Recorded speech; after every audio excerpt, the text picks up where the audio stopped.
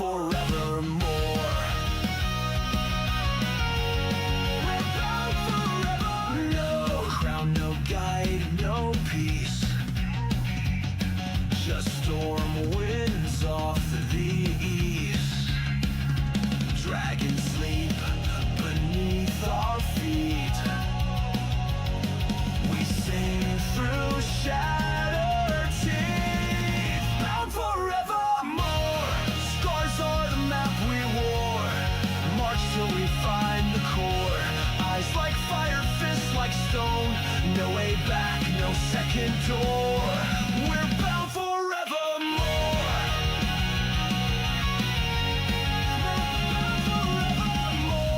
One step, all in. One spark, begin. No gods, just kin.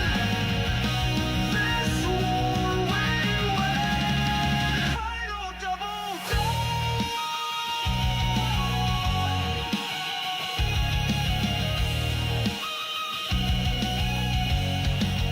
Bound forevermore. This is the song, the roar. Legends carved into the floor. Voice to echo, blade to ring. We're the myth they waited for. We're bound forevermore. We're bound forevermore.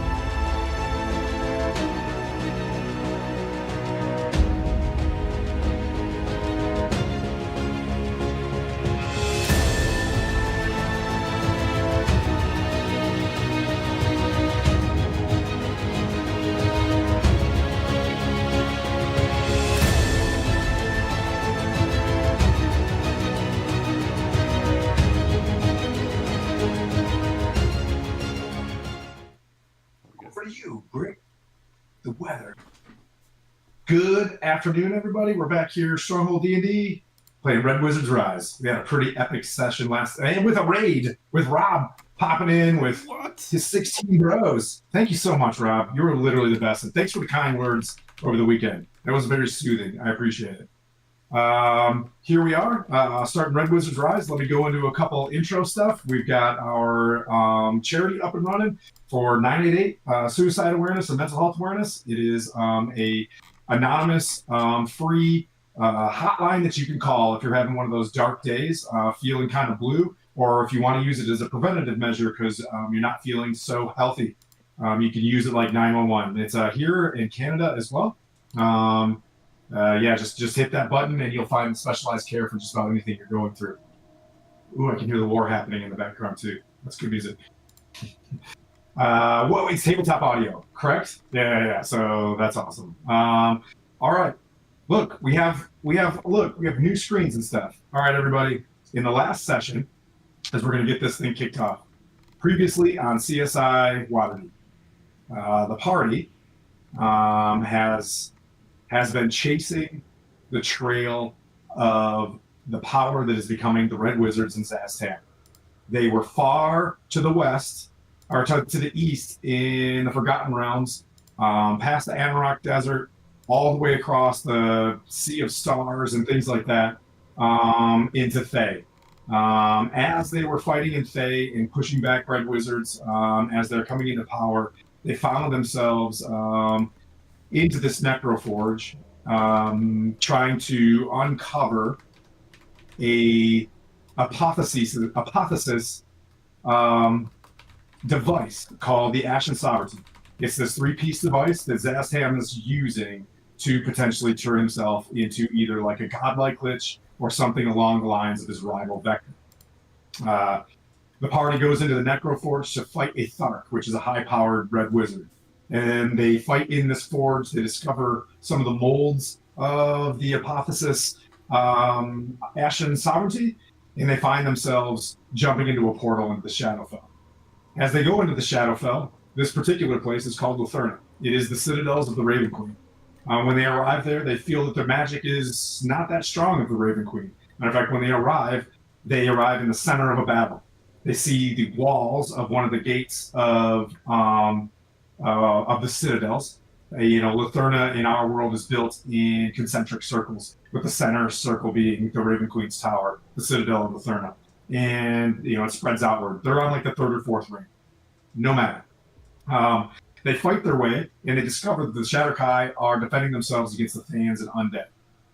Instead of just retreating into the safety of the fort, a reborn, a general from the past, maybe 4,000 years ago, uses their old-fashioned lore stuff and rolls the dice to say, you know what, we're pretty high-powered. Can we kick back this army that's sieging of this thing? Can we do some damage? And they did. They fought really hard at the gates of the Lathander Gate. This is going to get confusing. It's the Lathander Gate in Lathander. I'm sorry, I don't know why I did that. So they fight there, and they fight things like a Yucklaw and several, almost like 100 undead, and they fought valiantly. They returned inside the fort to get some reprieve. Now, this fort is just a gatehouse. A gatehouse that manages the passing of these bridges that connect each concentric ring, has one bridge, and this is one of them. So the party goes in there, and they start deciding what they're going to do next. We're going to get into that. So there was much, arguing over which way they should go. Our dear friend Zolvarus, played by Ty, used his session while he was off doing great things to empower the force field of the Lathander Gate. So he used like a whole Long's Rest worth of spells to empower this fountain that creates this, think of like a dune shield on this gate. They try to figure out what they're going to do next, whether they're going to retreat within the Raven Queen's domain or advance into this mountainous region that's the fourth circle. While they were trying to figure that out, they rest. They come back to conclave about it a little bit more. They find in the morning that one of the teleportation circles, a one-way teleportation circle, that the wizards have been using to funnel in undead, is still there. And as a final phase of the siege, a Dracolich came through on time, but noticed that there was none of his buddies there, or his or her buddies there. The party valiantly runs out the gate, and they fight this Dracolich. Little did the party know, 2 or 3 of the party had fought a Dracolich before. They knew their powers, and some didn't. They fought extraordinarily well. But in the end, our dear sweet cleric, Gryffindor, had fallen, getting too close to the 5.5e Dracolich that does not allow anybody to heal within X amount of space. Study amongst yourselves. Roll your own, perception checks on that. But when you got in there and you started whooping on this creature and going through your normal battle sequences, some magic just absolutely didn't work, which got real scary.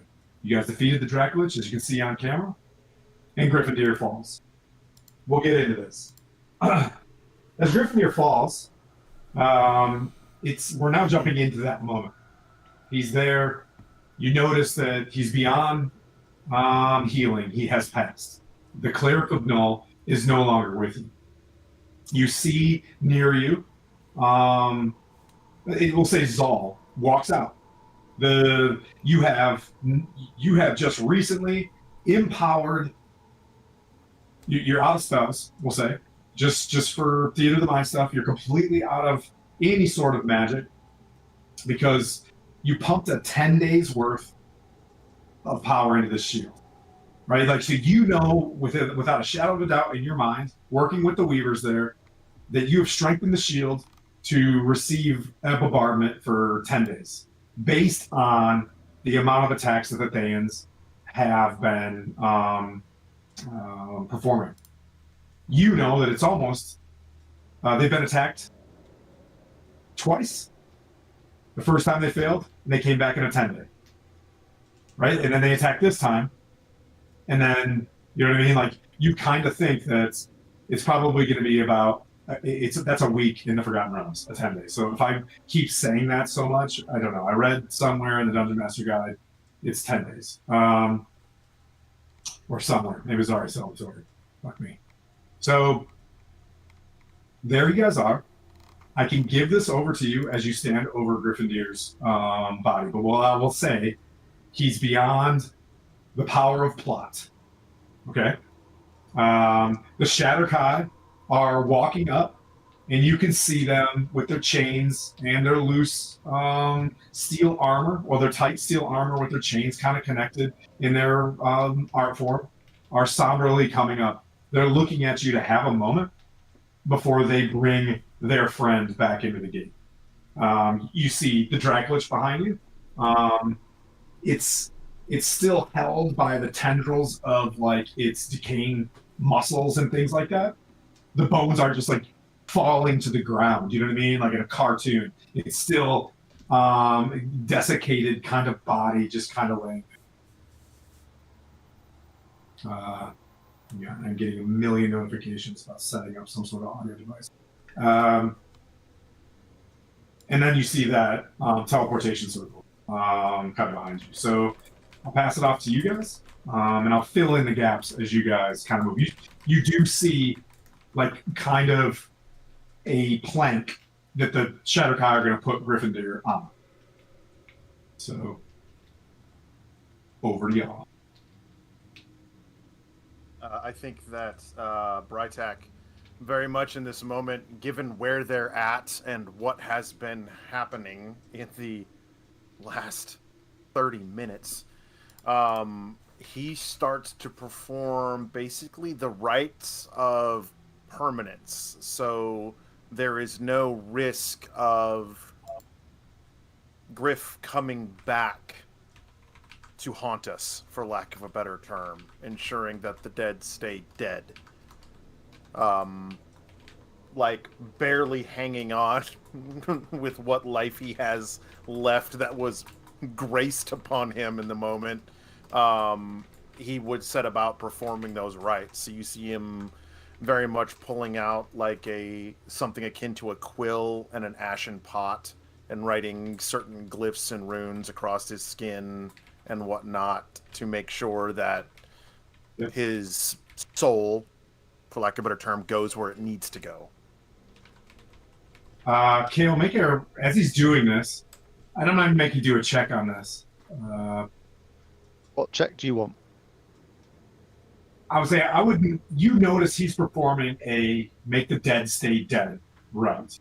And it seems very similar to what you've learned from a Gloomclaw. There is some, it's like, you know what I mean? Like the same almost language, the same kind of, sequences. It seems very similar to what you learned. Okay, on that, before I roll this, I just have one question. It's a slightly out of character question.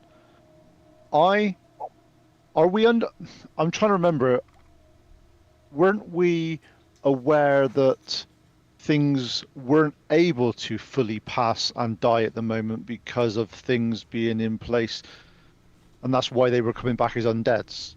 Or is that something I've made up in my mind? No, I would say, since we're kind of just starting this, and this is a bit of our intro stuff, you know that the Thayans are able to bring back the undead, right? And you know that they are trying to mess with the ways that things pass, which is sacrilege to Lathander, to the Raven Queen. You are not entirely sure what's happening in the outer rings, right? But you're getting the sense that the way that the undead or the dead are staying present that the Thans are behind it. Okay. So, do you want religion roll or something like that, or just or an? No, I gave it to you because Okay. it would just be a mess if you failed the roll. You know what I mean? Like, when you're trying to do a gimme and you're like, I rolled a 2. Like, oh crap, I just ruined my intro because you rolled a 2. But you know that he's got a lot of the same vector that your character does. You know what I mean? That you kind of learned from the Gloomclaw priest. So, for what it's worth, just for knowledge base kind of thing and whatnot, I'm utilizing the ceremony spell and performing last rites, which means that basically a person can't be resurrected short of a wish spell for 7 days. Oh, damn. Okay. Well, then he's staying pretty dead. I mean, he's dead, right? True statement. Sylvaris, seeing how brave, possibly recklessly to some extent, but that was him, he just quietly walks up and kneels down and just puts his hand on his chest and says, "The wind leaves us all, but it does not forget where we stood. You," and then just softly to him, "You held your ground. The storm saw it." And then does his standard greeting to Aerdrie and stands up. Yeah. Okay. I'll just watch. Oh, go ahead. I'm just going to watch him and just sort of, and just keep vigil, just to make sure that it. I also, you said it's very aligned with what I've been told, but I just want to make sure that it's. I just want to understand what's happening. It was a while ago, but you learned some ritual to make things permadeath as well. Like you also have a ritual to allow the passage where they're going. I am just looking up that phrase that I had and I can't find it. I'm trying to find it at the moment. That's okay. You could say you said it, right? And then we can find it. We've been playing for a really long time. You can be like, just hit X on the panel. You know what I mean? You just hit X, and you said that. We don't have to get that theatric. I've just given you the opportunity. I would say, you know what I mean? Like, try to remember it. Like, kind of moving forward, but you use that phrase. That's no problem. I should have prepped you beforehand. No problem. I had it written down. I just can't find it by being blind. So the Shatterkai take these chains, and then they kind of like go underneath his ankles, underneath his calves, underneath his thighs. You know what I mean? In his back, and they kind of lift him on these chains, and then they bring him back, kind of somberly, back into the place. Velka, the Ash Mother, kind of walks up to you and nods. We'll prepare him for a passing ritual this evening, and we'll go get him prepared. She kind of looks down, and there is a greatsword on the ground, and it has 2 gems in it. The gems are like glowing, and then they kind of fade.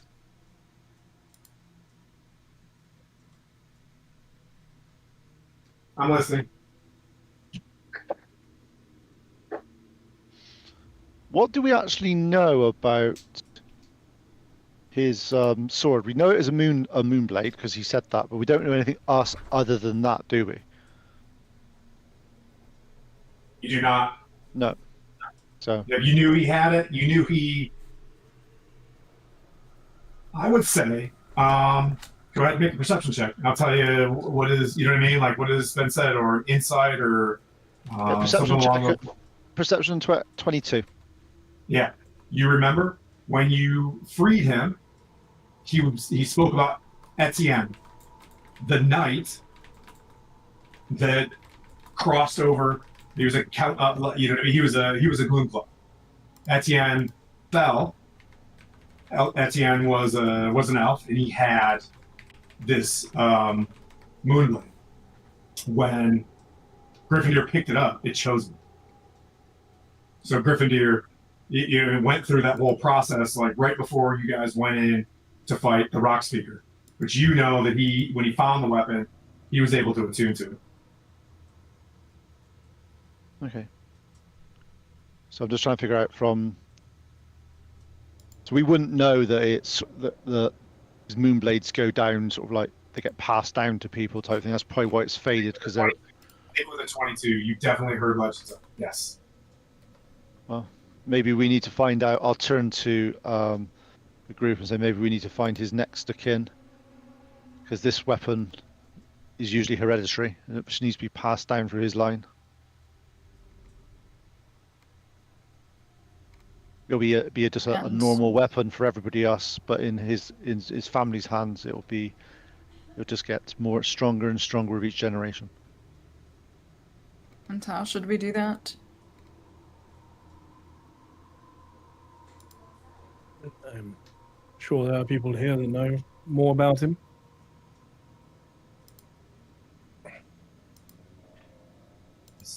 Velka's sitting there. If his spirit is still with it, he could have passed it to one of you.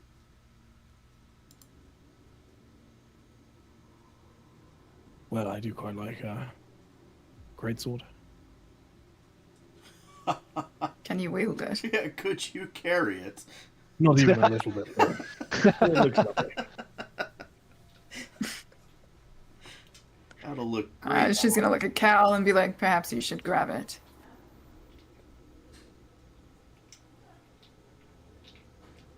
I'll pick it up, but I'm not sure he would be worthy enough to use this.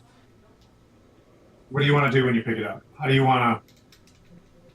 When you pick it up, there is a sense of, like, it does have a power. You do sense when things have magic. You do, you know what I mean? You can sense something. So, play, you know what I mean? Like, I don't know. As I pick it up, I want to... Because obviously I've got the Arbiter as well, which is the weapon the Raven the Queen's given me. Mm-hmm. So it's more of a, as I pick this up, and I'll sort of talk to the entity in the Arbiter and sort of go, is there anything can be done with this sword?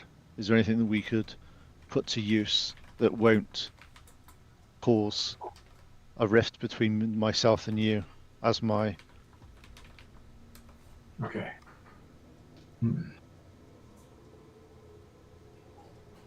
Because as I'm going Hexblade, you see, my Arbiter is kind of my patron, so I can't really just go bye-bye. So you're holding a sword, and you're speaking to your spear as well. Yep.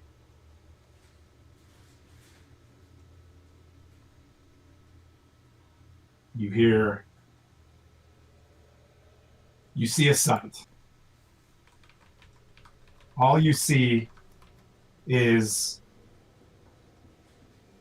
like tall horse boots, like rider's boots, very ornate, step down off the side and belly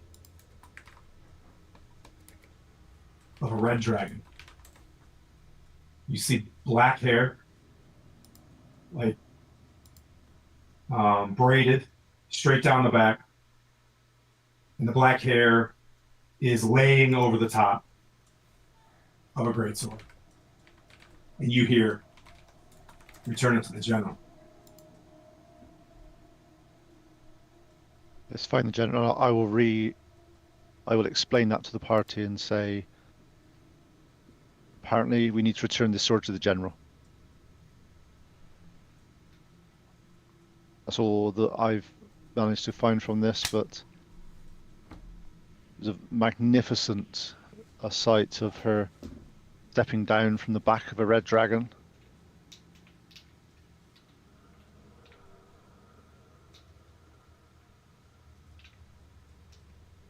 Not sure which direction to go in. I expect them to be...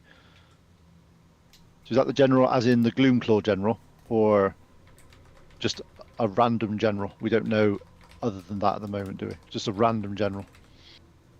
I'm sure we'll find more. Your blade doesn't speak that much when you hear like the whisper or sound from the spear. But that's, you know what I mean? That's the That's the feeling you get the sense of. Yep. Like it's like you didn't hear the words, but you just get the feeling that it's just like you need to return it. Yep. Okay. That works for me. And I'll say this to the party, and we just need to make sure that we find out where this general is. But let's keep it in safekeeping and keep the sword safe for them when we return it. So above board, I had like a dream or a vision last time about riding a dragon. Did I not? You want that dream again? Yes, I do. Did you hear this? I write in a stream of consciousness, so please hold. The best kind of writing, because it makes sense to no one but you. It's like a serial killer's composition book. All right. I even put it in highlight so that I would remember where it's at, and I just went right over top of it. So this is why I highlighted. As you see this, you just woke up, and the flash kind of returns again to you. You saw yourself heading a dragon into battle. You know that this thing would be called from a desert. You land on the perch of a magnificent citadel. Beautiful, like marble, high polished, with a tall perch that oversees what you have seen as the Rashana, the mountains that you just left. Huge, like a steppe, like a big, huge grassy plain. You may have just returned from a great battle. As you step down from this thing, you see Isabella pet this thing's snout and give her hand to bring you down. But you do also see, as you're remembering this, as you look outside of yourself like a dream, you do see a great sword on that back. On the dragon, or Nope, on your back. Then you see this creature you just got off from flash. You see it in a melancholy shadow, being slowly bound by chains. You remember the breath of this creature, and now you hear the same breath from a dark cave.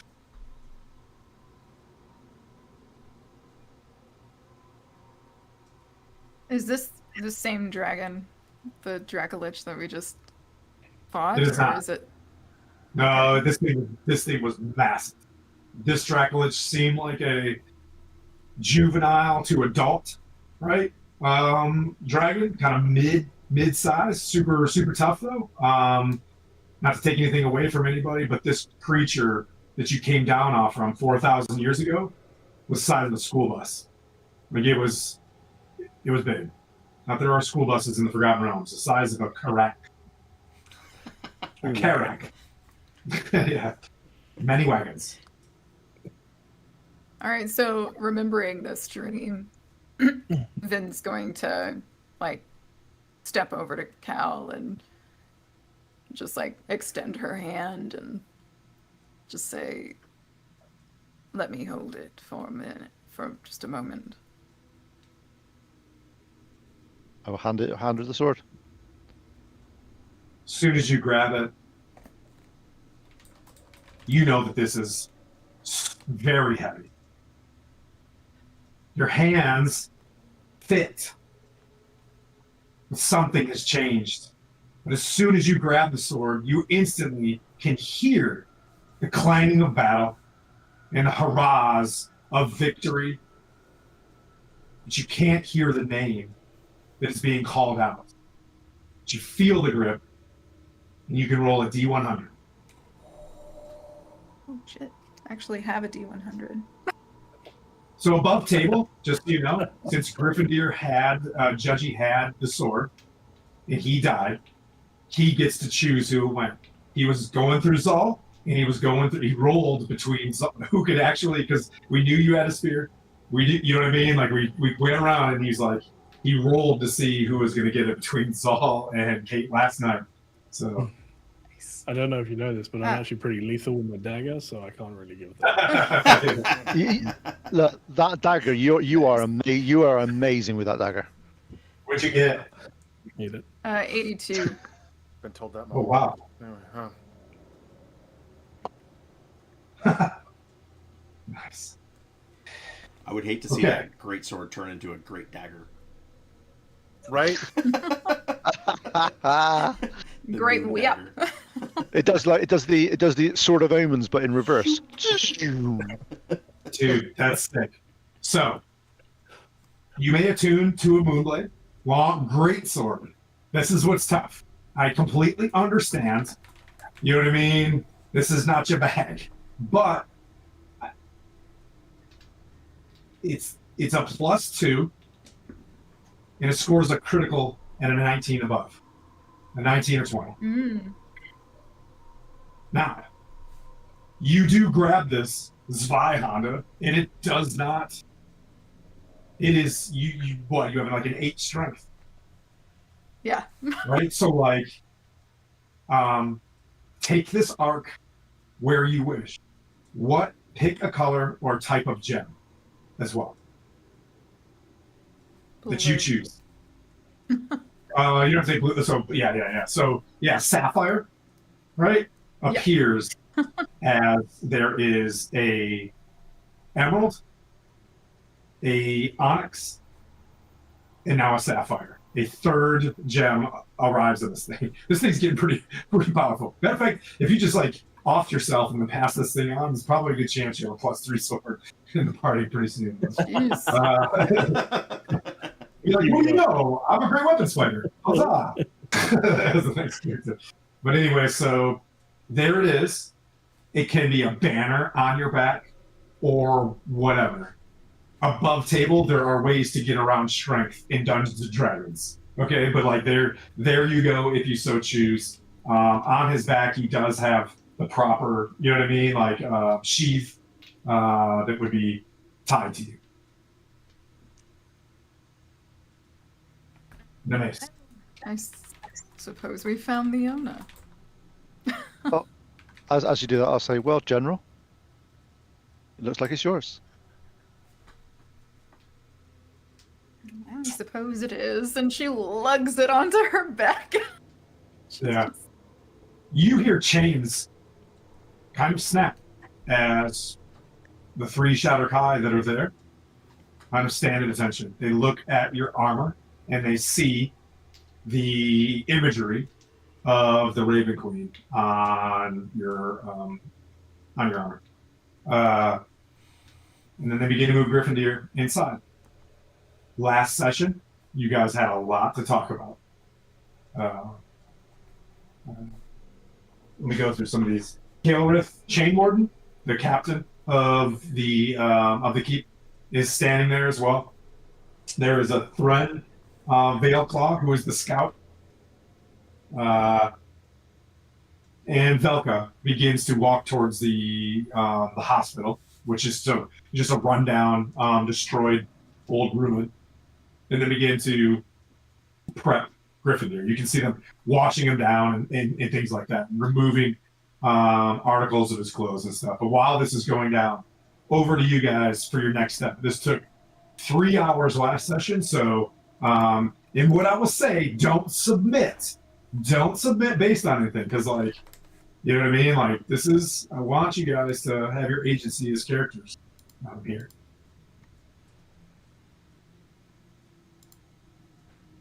So who is this person? And she's gonna point at Kurt's character. Oh, I think like he comes up for performing because the funeral rites take 10 minutes, right? So like I think this is one of those like at this point enough times passed he just looks at I'm Brytak. Brytak. And what are you doing here? Making sure the dead stay dead. What are you doing here?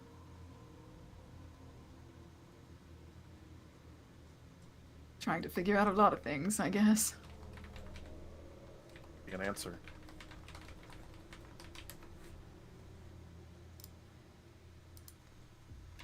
pursuing dreams and trying to make sure people don't die ineffectively, it seems. He didn't die unjustly. And take comfort that he Did won't die a rise good again. death? I would think so. Well, she just kind of smirks because he may not realize, but she is reborn. She's been dead, and she's back. So. Oh, he knows that. Hence his very guarded responses. Oh, okay. He is a doom guide of Calibvor. They make dead things stay dead. There But he is also definitely- recognizes that you are with this group. So he's very much keeping himself in check. Oh, don't worry about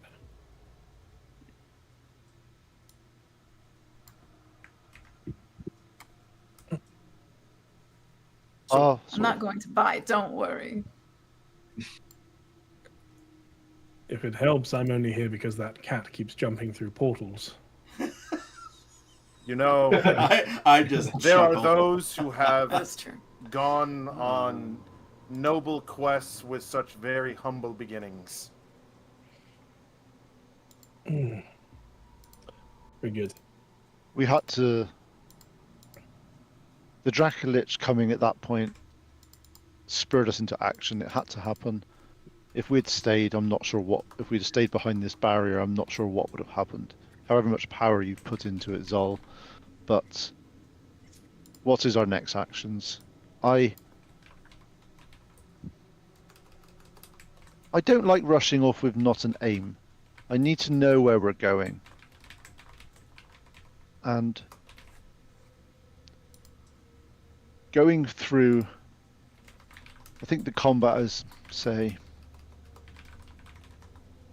brought things into focus some more. And there's no way Gryffindor's sacrifice is going to be in vain. But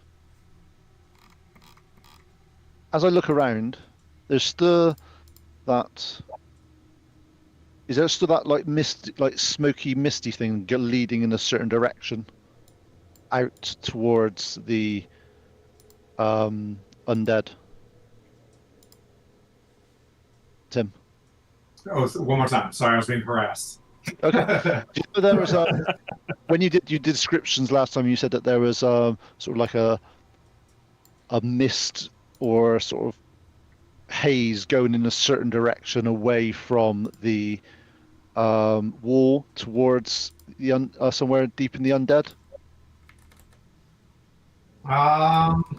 Trying to remember that one. I don't. Give me a second. I'll find the exact phrase. I've been trying to remember myself and things. I totally forgot you were going to do the intro on this one. Yeah, you ignored me. It's fine. I got the hint. We're trying to get into it. I just flew in with it. It's fine. There basically, you said there was some when you're going through it. You mentioned that there was a necro fog, like a rope going through. Yes. Yep. Thren Veilclaw, the scout, had mentioned that there is a series of lanterns, these green necrotic lanterns that have a pathway.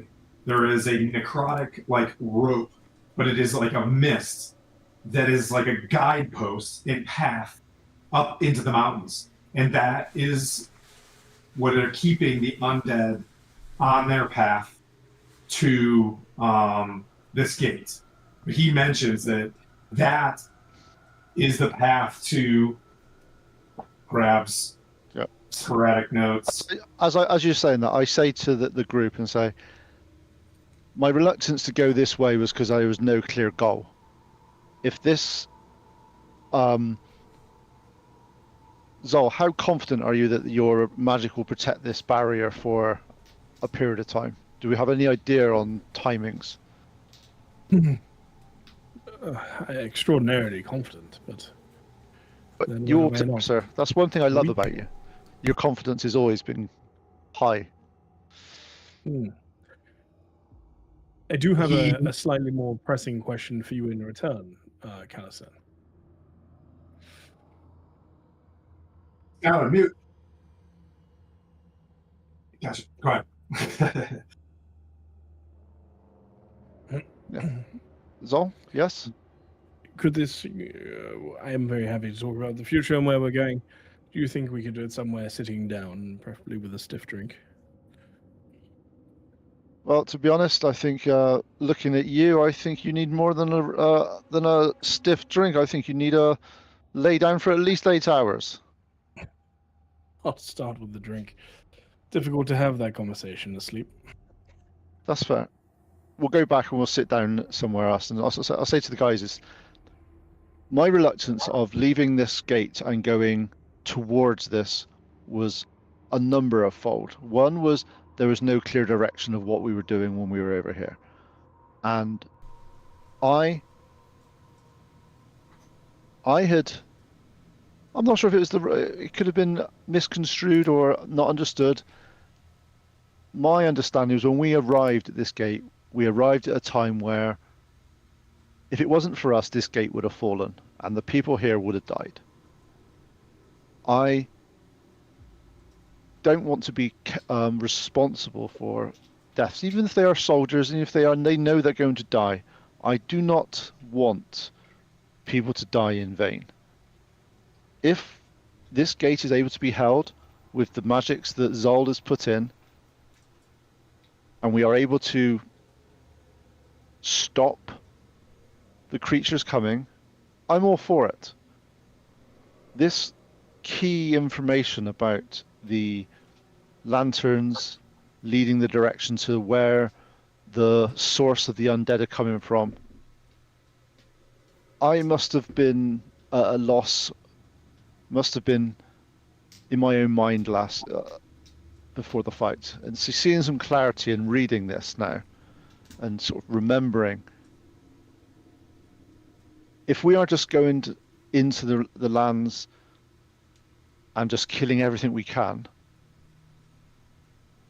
I don't see us succeeding.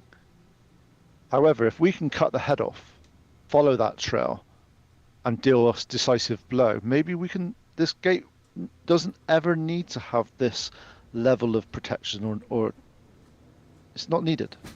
Finally, he sees the way. And as I do that, I say, "You explain things more, I would understand." Just listen to what Aerdrie says. She'll show you the way. You're the only one that hears Aerdrie. No one else does. Listen harder.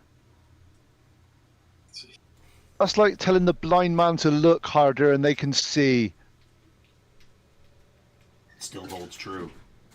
Aerdrie will show all the correct path. This is not one of many gods. Yeah. I'm like, if that's what you believe, maybe that's good for you.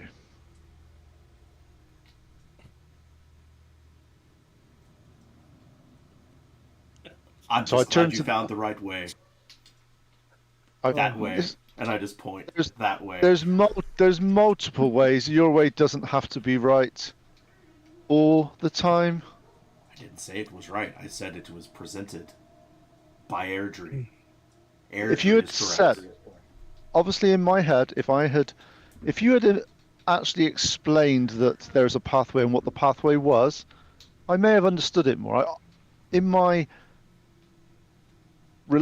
sort of relief of being here and saving this place, I wasn't paying attention to everything.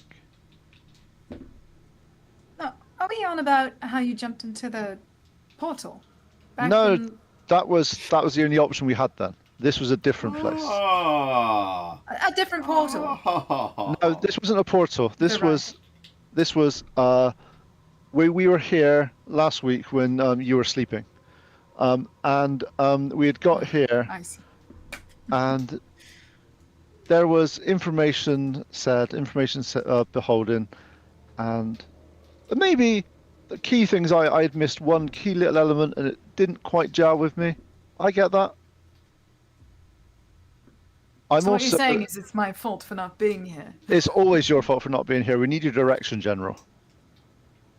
Oh, The generals, when a general's away and doesn't get a lead of following instructions, the things happen. the cats will play. The cats will play. I think one thing we do need to make sure of is the people that are left here in the Shadowfell protecting this ancient location. Every single one of their lives are critical. We do not have many of them left. Whatever we do, we must find ways of keeping them alive and putting the undead down. They are not either or, they are and. Brightech, what do you do when you're hearing this going back and forth? So Brytek, being very much an outsider within this group at this point, more or less an ally of convenience, is kind of watching them, seeing their leadership, but also at the same time seeing the leadership questioned. And he's taking it in to try to understand more or less the dynamic amongst this particular group. Because the one of action is holding back the most, and those who are here seem to be here for their own reasons. It doesn't feel as though he's seeing a unified reason amongst them, like a noble goal, and him essentially being a, for lack of a better term, a knight errant. He's looking at it like almost trying to do the whole, what is your quest? You know what I mean? Like, he's refraining from saying that. He's just trying to watch and see if they work it out where they're going, because last he knew, before the general appeared, they're going that way, and he points to the bridge that goes to the next ring. So now he's wondering, why is it suddenly brought into question? The reason we were looking initially at going inwards was when we arrived, we got here, we were talking to the Gloomclaw, and they mentioned that, I'll be honest, I don't know much about my background. I am still learning everything I can about this. I was very, very recently, as in weeks ago, explained to me that I am from a line of Gloomclaws, and they have some very barbaric principles, is all I'll say. And coming here for me was part of to find out my history and find out who I am. The person that can give me that information is in the center of this place, in the hold, in the keep. Of this one, or in the center of all of the rings? Center of all of the rings. So it sounds as though we need to go to the center of all of the rings. And that's where we're, part of that was, if we were leaving this ring, I didn't want to leave it unguarded. It's not unguarded. But it will only last as long as it lasts with no reinforcements, and doesn't look like there's any reinforcements coming. So given that, the option of going inwards into the ring and leaving this for as long as the powers of Zol hold this shield, or do we spend a day or so, go in, cut the head off the snake, drop the necromancer, which, to be fair, if we drop the necromancer just controlling this ring, and give these creatures forever rest, as they should always have had, that's only a couple of day delay. I am happy with that. My initial concern that I was having with the conversation with Silvaris was, it felt to me that we were going the opposite direction to which I needed to go, with no clear direction of what we were doing when we were going that way. Now that the information about the trail and it leads somewhere, let's take a day, let's take a couple of days and find out if there is anything we can do to disrupt this undead invasion of this ring. Of this ring? Probably not. but ultimately it's a delay tactic. If the ultimate goal is to take the head of the snake, as you say, well, unfortunately, when that happens, you can't worry about the rest of the body. You just focus on the head. And as such, things can happen. Yeah, That I agree. But if we've got undead, especially these types of undead, from what I've seen, they need control. They're not independent thinkers apart from the Dracolich type. If we are able to deal with the necromancer, and to be honest, necromancers, anyone that enslaves people through their death, doesn't even let them rest properly. It's not right. It's just not right.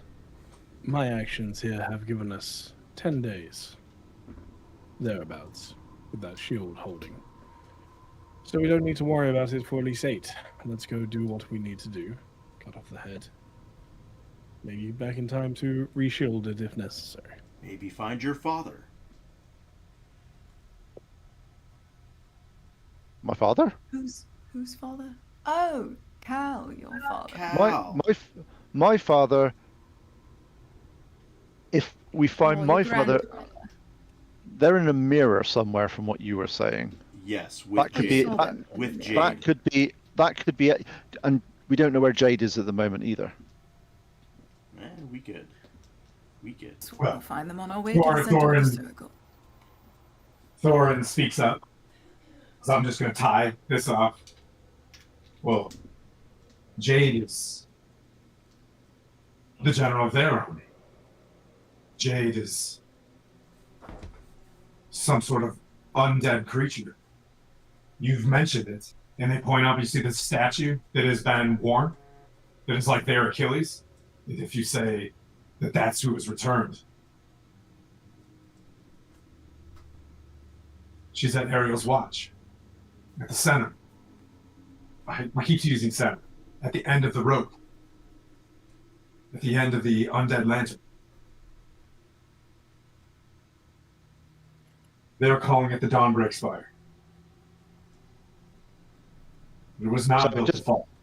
So on that note, then, just so I get some orientation where I am, and this is above the table, so you can be as brutal as you can with me, because you might as well be brutal with me.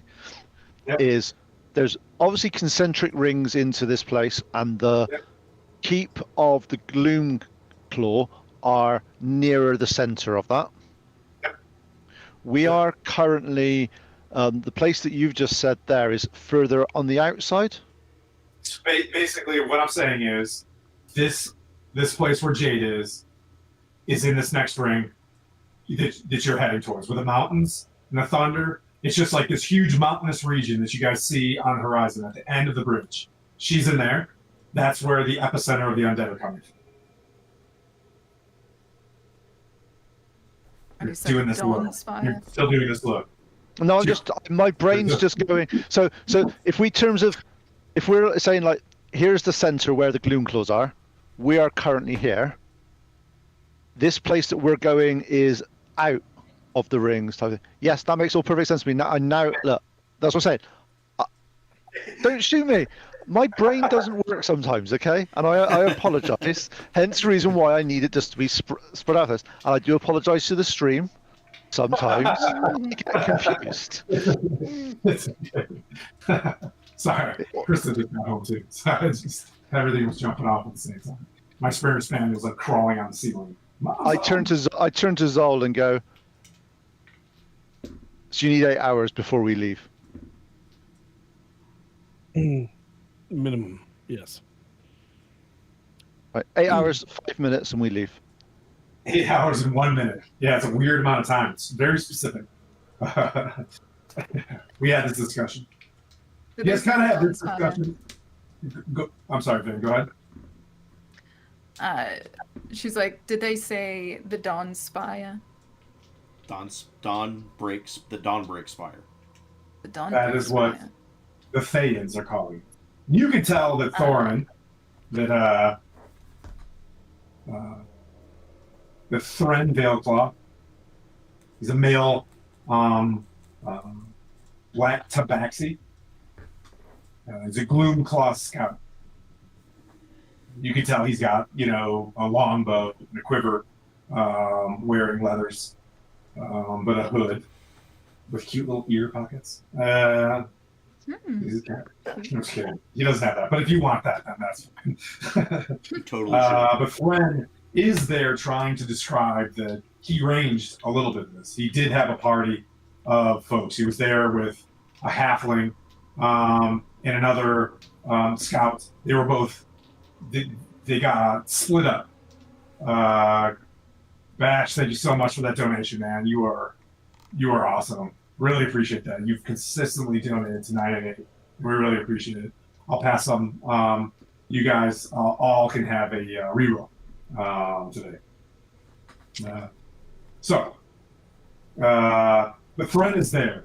I'll tell you, you know that he's a valuable resource because he broke in when the assault occurred that captured, I believe the name is Tiberius, who was the Gloomclaw captain / a noble, a king of one of the rings, of the second ring, the closest to the Lathander Citadel.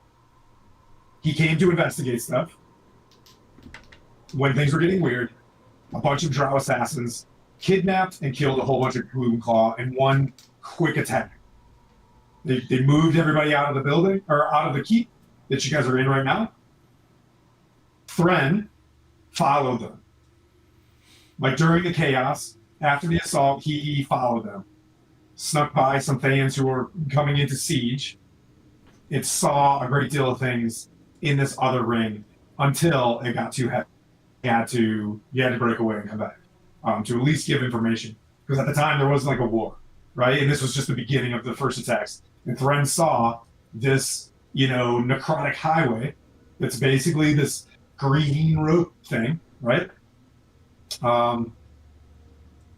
He mentions a whole bunch of stuff. He spoke of a tax station being created. And you guys have heard of Thayan tax stations at the open Aerdrie gate that's at the end of this place. And anytime you guys want to stop and just speak to Thren, I'll switch into that mode. But he basically said that at the end of the bridge going towards the bad guys, there was an open gate. There was no citadel. And the Thayans are now putting a blockade there because the Thayans like taxing and having accountability and things like that. So they are forming something on that side. And the undead assemble there to have these attacks across the bridge. They were hoping to have defeated you guys on this turn. So he gives the impression that all of the undead that were currently there just marched forward. And he points at the circle that's still there, mind you. There is still a one-way Thayan teleportation circle that is right 100 meters out front that Thayans can use to come out. On that note, Tim, is there anything that any of us lot, or are these groups of the people that we're with, are able to disrupt that? Now we know where the portal exactly is. Can we go and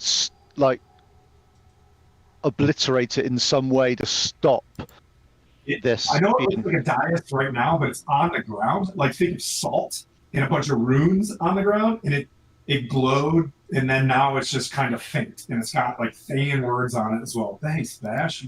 You rock, dude. I go to Savaris. I turn to Savaris and go, let's make amends. How fast do you want to run? How fast can you run?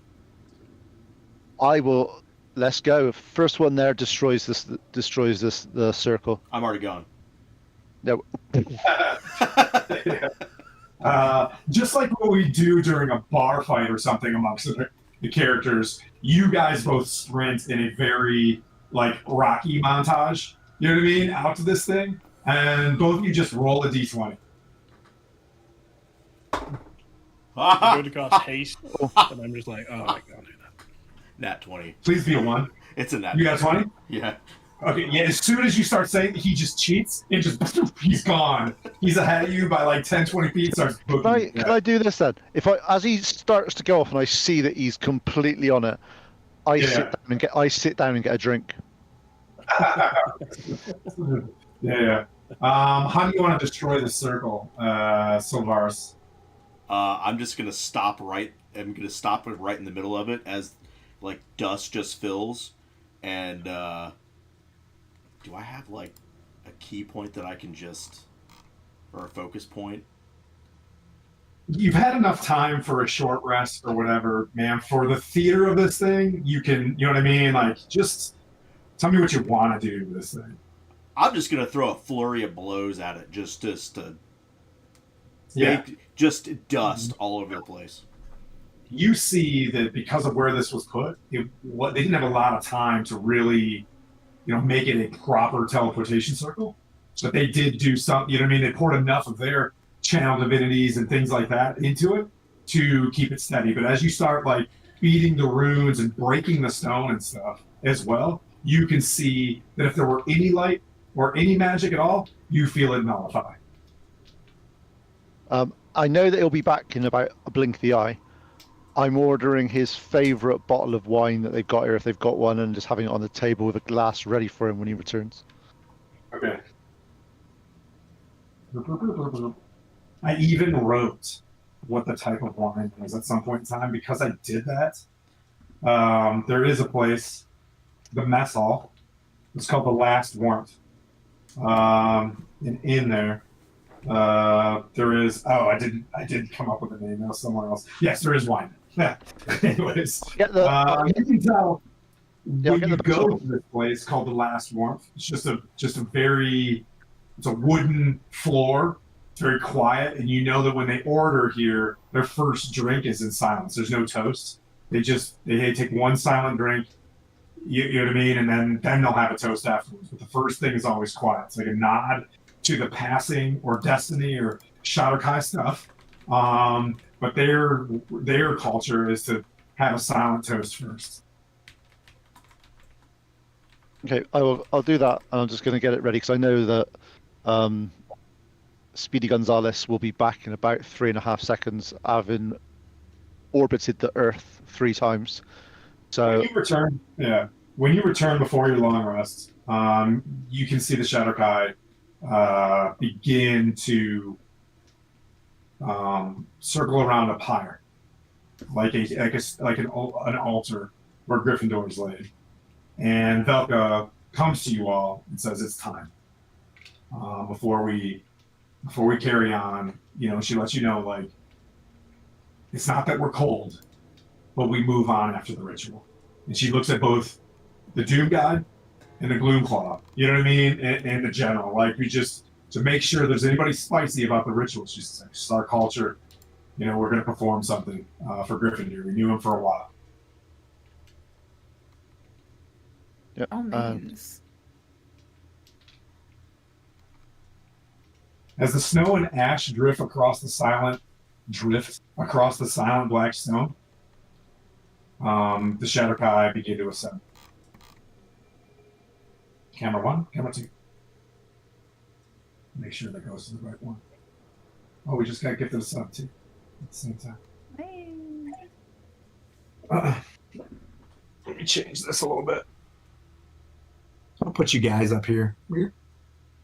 You're you'll be proud of me, Tim. I remembered what I needed to say. What was that? Oh, well, you can use it here. Okay.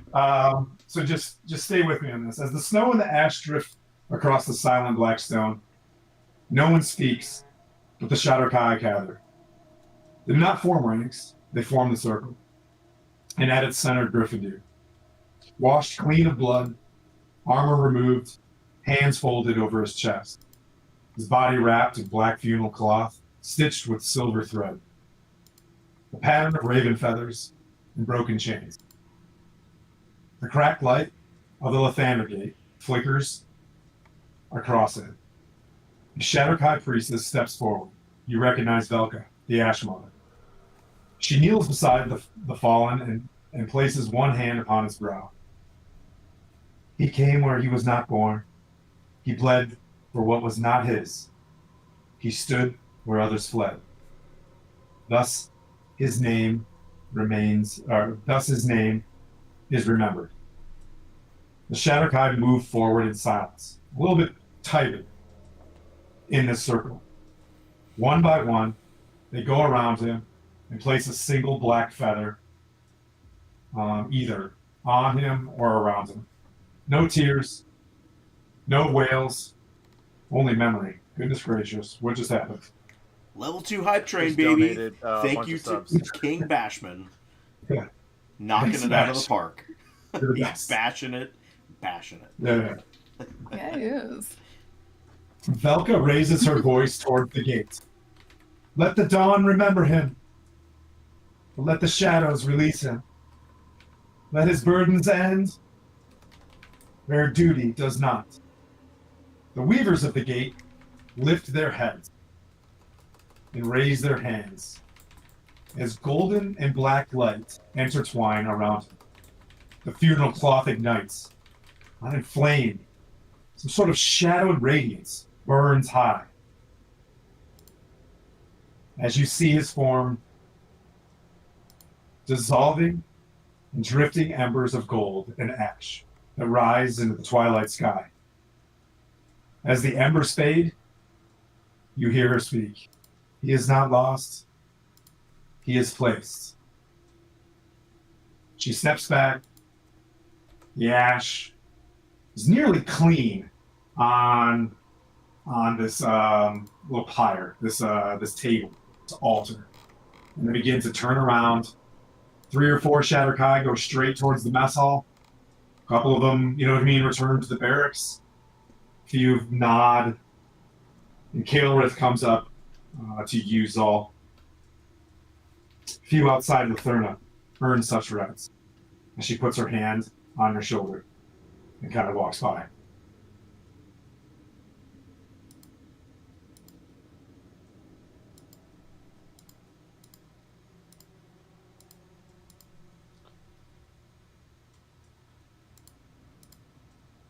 That's my funeral pyre. Sorry, guys. It's the thing that's on fire. It's the best I could do for a radiant shadow flame. Could be a Lego. That could be a Lego. I'm not sure. Okay. Tell you what, it's not. No, Susan. I want to sort of get up next in front of Gryffindor and basically bow my head and sort of say, what is owed will be taken and what is finished will remain so. When you say this, your eyes pass by him to a fountain. And in that fountain, you see a face. You see a tabaxi taking a razor and shaving off the last bits of black fur. Licks the razor blade and turns around, and you can see, Kale, that she looks at a mirror and she flicks the fur at the mirror. And inside this mirror, you see it pan out all around a room. And the fur flicks with a little bit of blood and a tabaxi with graying fur. And he drifts back into the mirror. She turns around and looks at you and smiles as her visage goes away. Visage. It gives away. Sorry. You got to say it in a British I accent. don't work good. I don't DM good. I'm trying my best. Yeah. So, I'll just keep staring roughly where that image was for at least a few seconds after. Now's not the time to discuss this with the party, but I'll turn and just start to walk away. This is Gryffindor's time, not. But I will talk to the party outside after. Like, Thren still stands there. The Ash Mother still stands there. But you guys can move on to whatever your next is. Like, I want to rest. I want to do whatever. I need to ask more questions. But you guys are inside this keep. You guys saw the pictures last week. It's a classic, you know what I mean? Like, square keep that is, open on both ends to allow someone to enter into the third ring, which is you've seen outside the third ring, like looking towards the Raven Queen, towards good, right? Not the bad guy stuff. It's like endless wheat fields. They're called gloom stalks. And just like it's the grain and what they sussed on in these rings. It's like the giant, you know, Okay. their food plane.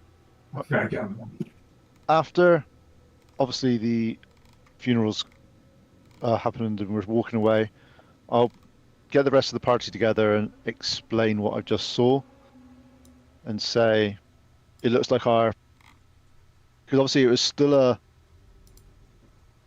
do I put it nice, we were still gluing things together about Jade being a vampire and these things. It was something that we'd reasonably sure of, but I will explain the visage I've just had and go through and explain that.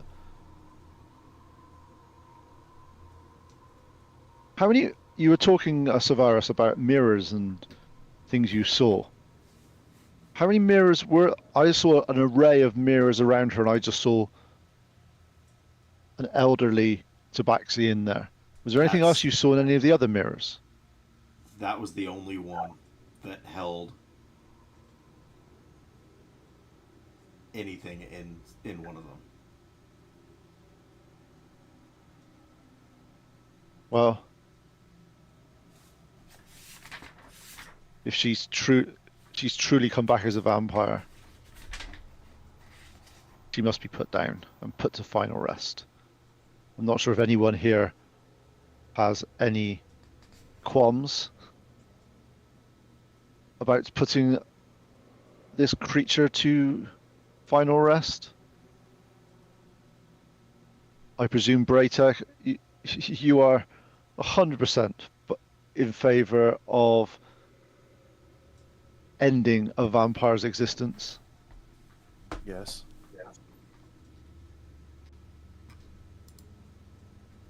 And if she is the general of this army, we all know how, even as a small group, how things falter without a general. Large groups without them, they must suffer even greater. So, no longer are we going to cross the bridge and take advantage of the 8 days. We are going to remain and deal with this vampire. The vampire is across the bridge to the 8 Okay. days. That is we are tracking, and correct me if I'm wrong, Tim, just to make sure that I'm not on a completely tangent. We're following the lanterns towards the keep. Yeah. That keep is there. I'm not trying to make it very generally, but yeah. I mean, like, Yeah, that is a way. You don't have to take that way. yeah, You know what I mean? But like, that's where Jade is, and that's the vampire, and so there you go. Yeah, we're taking the 8 days here to see if we can stop the general, and to then that's basically it, really. I can't think of anything else at this point. Seems good. Zol, No. are you happy with this decision? And Vin? I was gonna ask Tim. Yeah.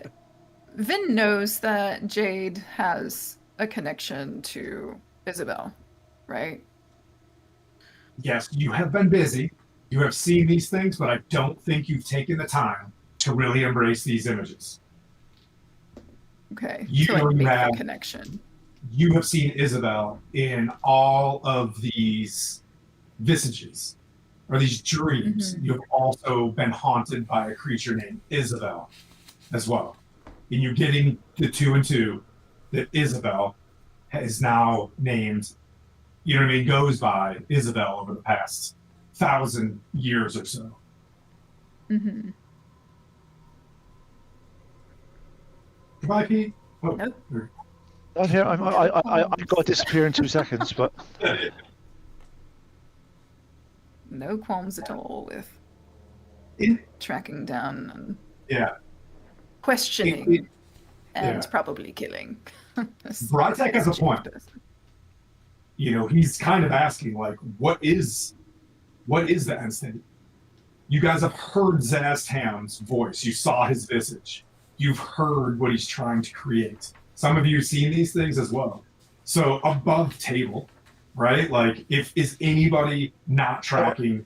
I said my complete end state, to be honest, if we go down the route of where I think this is going, is we need to stop Zazam, his name, that horrible name, you know me. Stop him from taking over the Shadowfell and basically having a hordes of undead because people can't pass properly. So that is definitely the end state. There are, I think, each of us has other little goals along the way that needs sorting out of various things. Someone might be a dragon. He's not that important. He thinks he is. He's a dragon. Who cares? Yeah, right. Yeah, whatever. Right. However, so we've all got our own individual things we want to do, but I think the overall one is none of us here thinks giving this lich the power to raise as many undead as he wants to do with no repercussions is a good thing. So we all know that's got to stop. Right. Basically, we're trying to prevent the Seven Dawns prophecy from becoming reality. Mm-hmm. And we all have overlapping goals, right? Above table, very much so. Inside here, you guys should be starting to go, like, look around and be like, man, a lot of our stuff is definitely intertwined here. Like, a lot of our stuff. Yeah. Definitely. I think I have definitely come to that conclusion, even though I'm definitely not able to convey that to anybody. So what I would say for Brytek, as you guys are at the mess hall together, before you break for the evening, you guys are eating a quiet meal. Yeah, it's you're hearing this stuff that says it's all intertwining, and go ahead and ask the over-the-top questions as Brytek, like, what? You know what I mean? No, like Brytek is very much the whole. It's the. Kurt is refraining from doing the fucking Ramones, right, or whatever it is, right? The fucking should I stay or should I fucking go? Like, what are we doing? Because it kind of keeps waffling back and forth on. We're gonna go do this thing, but we're still standing here. Are we gonna go do this thing? Yeah, we're gonna go do this thing, but when? Well, we soon. are doing. So when is we soon? are doing this thing. 8 hours, 1 minute's time. 8 hours from now. Yes. Yeah. No, it's just he's very much the whole like because Brytek is, for lack of a better term, he is, even though he's a cleric, he operates very much like a knight errant, right? So he's a being of action, right? So it's the whole like, okay, we have a plan. Okay, cool. Shit or get off the pot. I say to Braytak though, one thing we'll bear in mind here is we are not in the military here. We do need to have conversations and see things. During combat and during times of pressure, we operate in a very well-oiled machine. It works really well. However, during situations that we do talk about these sort of, we need to make sure that we're all, just because someone says this is what we're doing, we need to make sure that people are still on board. But this is again where it's not a matter of military. I am not a military man by any means whatsoever. I am, however, driven by the powers that be, and you all are, in a sense, fulfilling or stopping a prophecy of some sort, which would lend me to believe that you in turn are being driven by powers that be, and yet there's hesitation. He's not arguing in the sense of military. He's arguing in a sense of, where is your faith? Where is your belief in your God and your purpose to drive you to do things? Yes.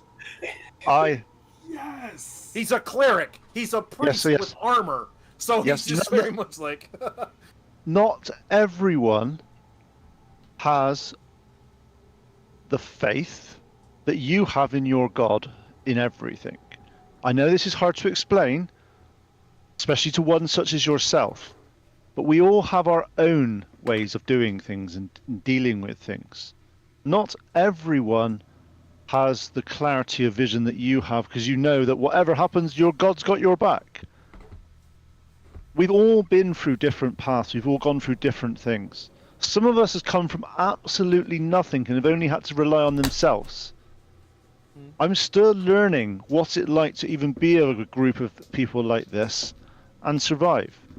I've only been traveling with these people for 6 months or so. The rest of my life, there was no one. That's fair. However, in that 6 months' time, I venture to gain that perhaps you have developed what many would consider a lifetime worth of memories and attachments to these individuals, yes? Yes? That still doesn't mean I would blindly... I still need to question and find out what's happening. In Questioning. situations that are not pressing. Like life and death at the same time when it's happening. I act probably faster than a lot of people. Don't ask about portals. Ignore portals. Never listen to anyone that says anything about portals. I did have a follow-on He with loves that portals. question. Not gonna lie, there was a follow-on for that. Yeah. The portals. Yeah. However, when it comes to the balance and ensuring that I may have concentrated more on what would happen to the people left on this gate, and I didn't have enough information, and now I do. That is something I can now just put to the side and carry on. Unfortunately, the way my solitary upbringing, as soon as I start to see people and start to care about people, I get concerned. I try to find out more. I try to deal with things. And these gloom claws that I have recently been embroidered with, they're now my family as well.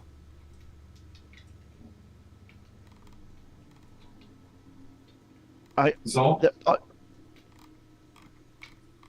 Zol, what are you taking from this? You're sitting there at the table as well, like quiet table. You almost don't hear clinking of any, sort of utensils or anything. What's Zol thinking? he is simply enjoying his drink, and he will, at the best time there is a pause, will say, I feel like we're talking about completely the wrong thing here. I've only known these people for 6 months, and it doesn't feel like we've bloody stopped in that time. Thank In you. the last We've been few off the pot days, the whole we time. broke a siege and killed a Dracolich and reinforced a shield. I am simply asking for a glass of wine and 8 hours of sleep before we start going again. There is no great debate here. If it helps, I'll go to bed right now and we can carry on with this in the morning. Rest is He's a dwarven player. Vin He's just like playing a dwarven raises her player. glass. Soul. Yeah. She's like, exactly. One night where we just play cards, drink a little wine, and tomorrow we can go and slay as many undead as you like. I promise you. Please understand, I'm not attempting to take charge or lead this particular group of individuals of which have been set before me.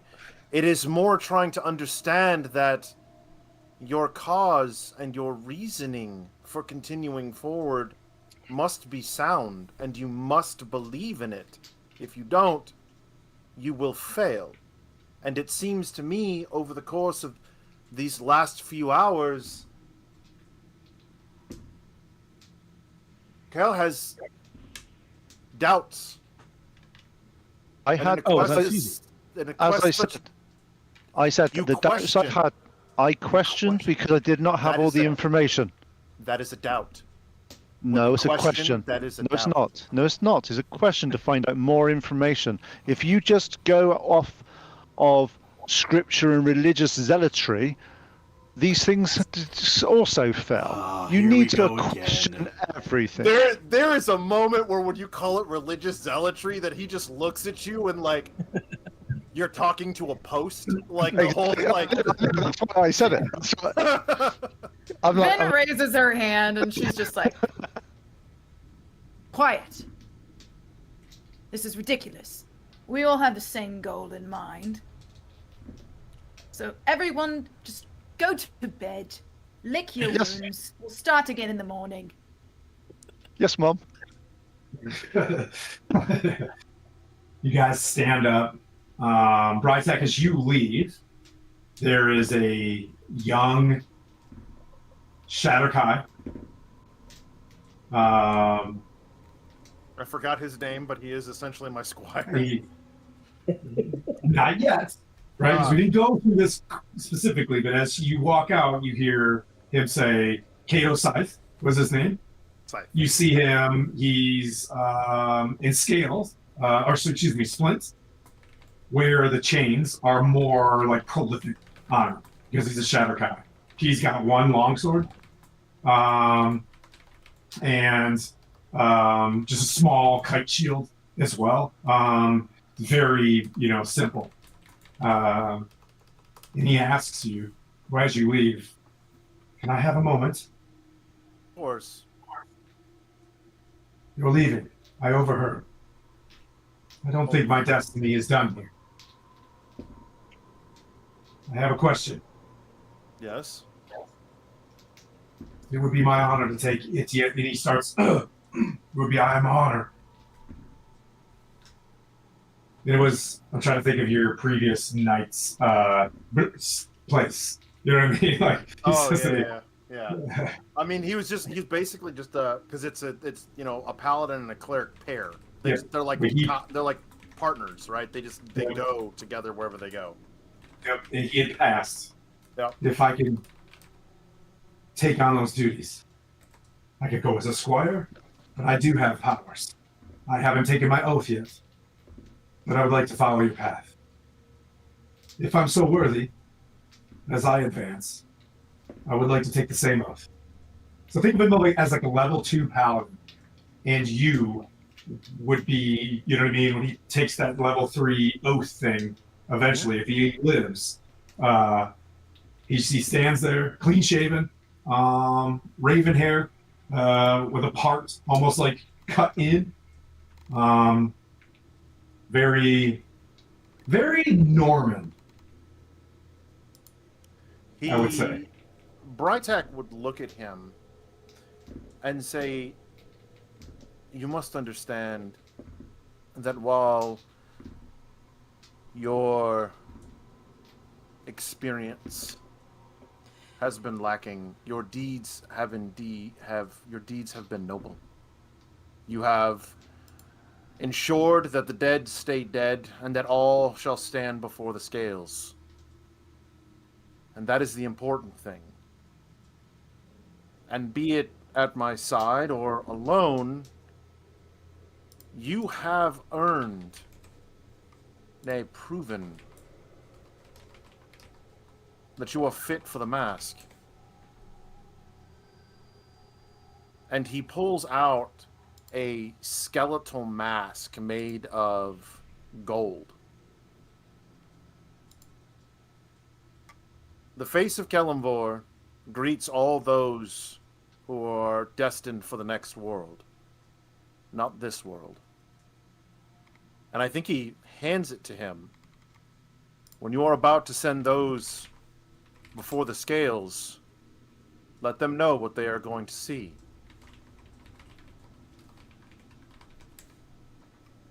He places it on Then, and then accompanies you, whether it's to assist you in cleaning or security and things like that.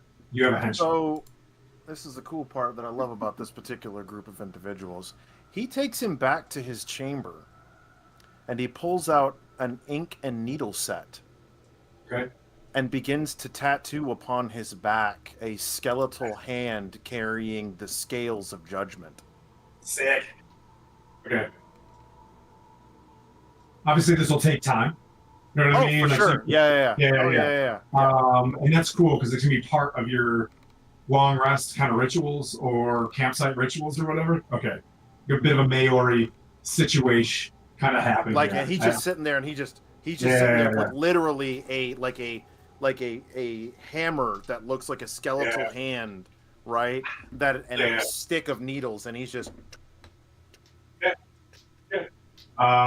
You commence that before you head down to the unit, and I'll kind of go around. If anybody has any final things that they wish to do before, you, there's 12 Shadowkai and a handful of others that are there as well. So you're reasonably safe. And you know this for a fact, is all as you have strengthened the fountain, like you're fully confident that it would take a 10 days worth of siege to knock this down. Anybody? I'll go around. Vin, you got anything else you want to do before you come aboard as badass? Yeah, I want to approach Thren. Is that? Thren, okay. Thren is there. Again, let me describe Thren to you just one time to kind of get the imagery. The Gloom Claw Scout, the same kind of armor that you see Kale wearing, male black tabaxi. He watches and says little. You can clearly tell he's judging the party as he sees you. He's got kind of those type of eyes. Everyone's And judging us. as you walk up, he says, "You've crossed the bridge as far as you've had. Most have not."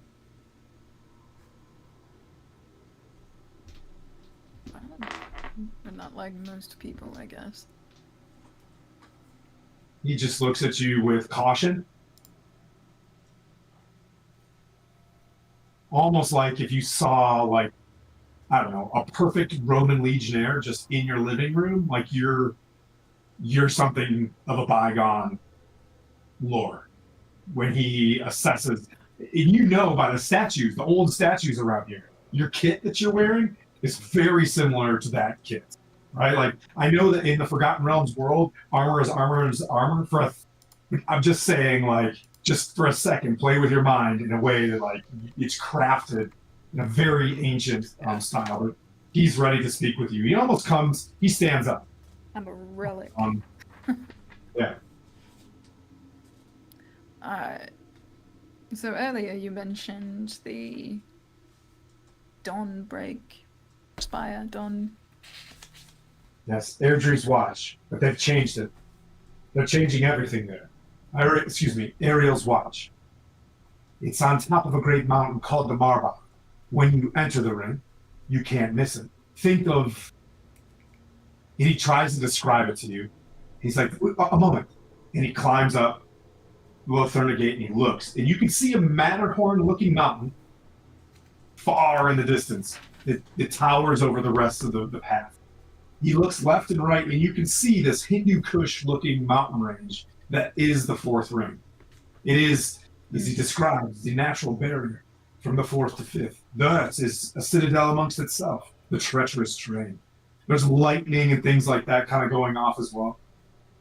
And for a moment, when you look at it, is this same exact looking high peak that you saw in Thay. It looks almost like the same mountain range your eyes were in, but it's just built in a plane around this thing. Like almost like in panorama. Cool. I have my vocabulary back. Yeah. And are you accompanying us? Is that your wish? I was going to send a message to the third ring, to the Gloomclaw Citadel.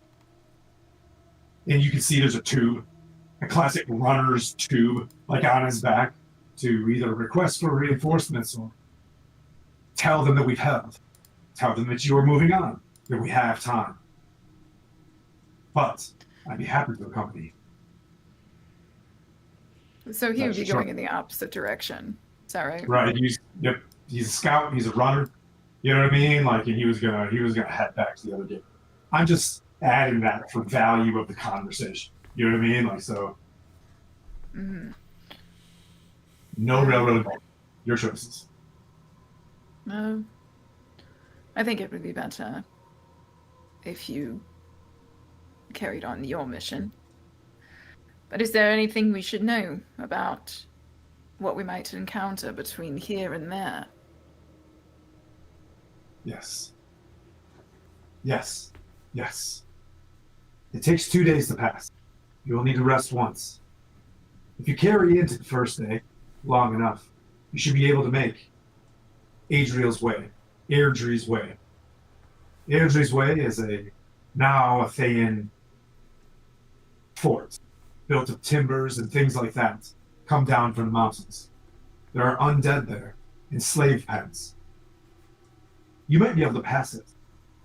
But before the gate, there are lines of these mushrooms. Some folks were praying to Zubtmoy with these mushrooms to create a barrier. You will see this barrier, but it is only 100 feet in front of the keep. So when you pass through it, you are instantly revealed to their archers. You'll have to find a way through them. In front of this shadow and the mushrooms are a ring of 3 skeletons, or a line of 3 skeletons. They all bear a lamp as a warning. You either destroy the skeletons or you get by them. But no, the bridge is not that, like, it's only like 300 feet wide. You know what I mean? So, like, it's going to be, and it's flat, is what he describes. So you have to be clever. Once you get into the fortress, it is up against a mountain. There's a tunnel, but I will tell you, there is a path that you can use to go up the escarpment, up the cliff. You'll seek out iron and chain, and you can climb above it. And there, you will go to the chain walks. The chain walks go from peak to peak. There are some Shadowkai holdouts. You ready for this lord up? Good job, Vin. God. Ask another questions. Mm-hmm.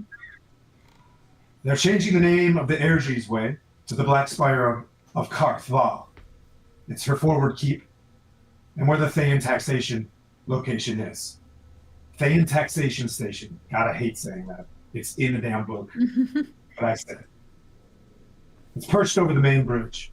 There is one ballista that fires necrotic bolts, usually an accompaniment of more red wizards than there are skeletal soldiers.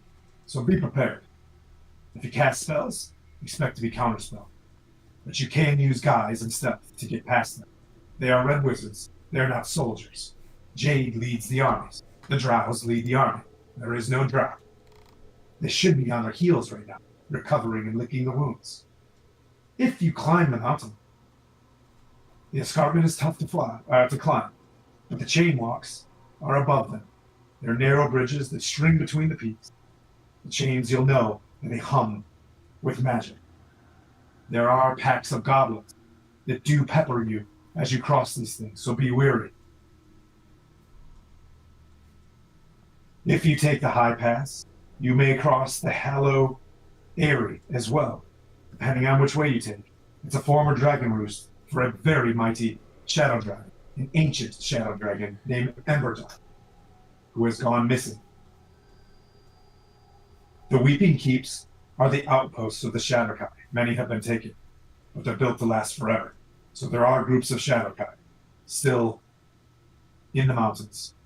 If you need reprieve, you can find them, but they're mostly cut off. If you even go to the top, you can find the Necrotic Way, we'll call it. Below the mountain. Below the mountain, there's a singular tunnel that was just cut. There are Duragar, the slaves and allies of the Drow. They're cutting a brutal pathway to something under the mountain. Some sort of ritual. I didn't have time to know. I went above it. Above it is the quickest way, I believe, to Jade's tower. Below it, I'm not sure what's happening there. Any other questions? He just looks at you. He's like, there's a sketchbook of, he kind of maps it out. It's very easy. They're very confident. I would tell you, from what I've learned, they're trying to turn all of these rings into dread realms. If Jade succeeds, it will be her realm. The 5th realm. is Isabel's realm and jungle. It's the final ring before the wastes of time. That's the outer ring.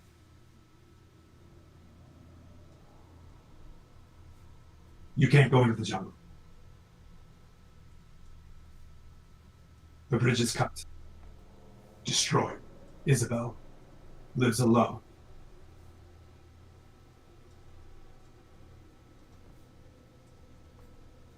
So you mean we can't physically make it? Yeah, he's basically saying like, we've searched for paths. There's no way in. The bridge that was there is gone. Well, I suppose we find another way. You're worshipping some sort of abomination to turn into a dreadnought. I don't know what it is. Perhaps your paladins or clerics can sort it out. Please be wary. The dead remain there. It's an important place.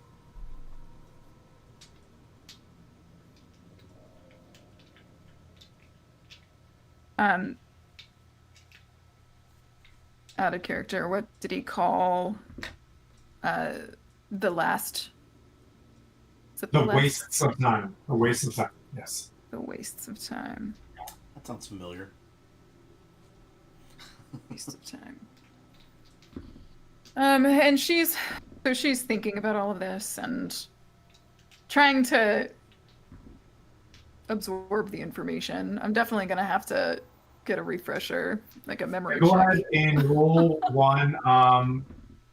You know, whether you want it to be a wisdom or like wisdom or intelligence kind of check, and I will let you know how much you gathered from the situation that you can recall when you're in this place. Does that make sense?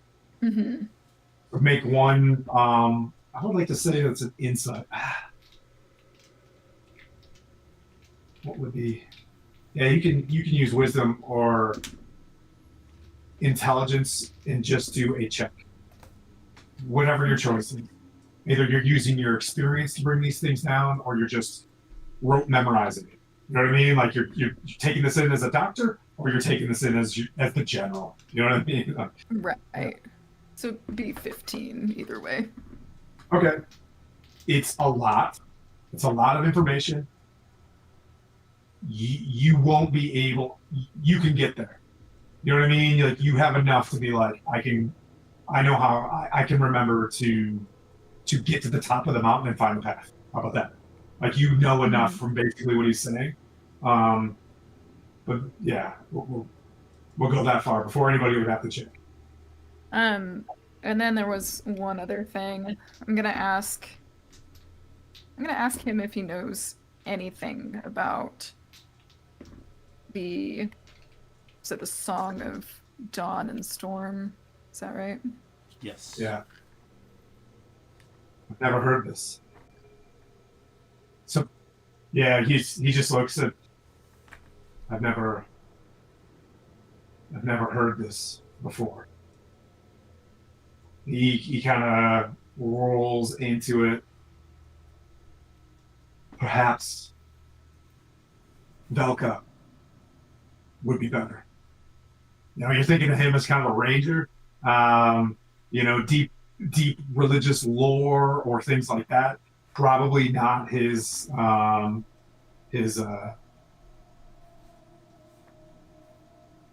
of tea. I don't know. His thing.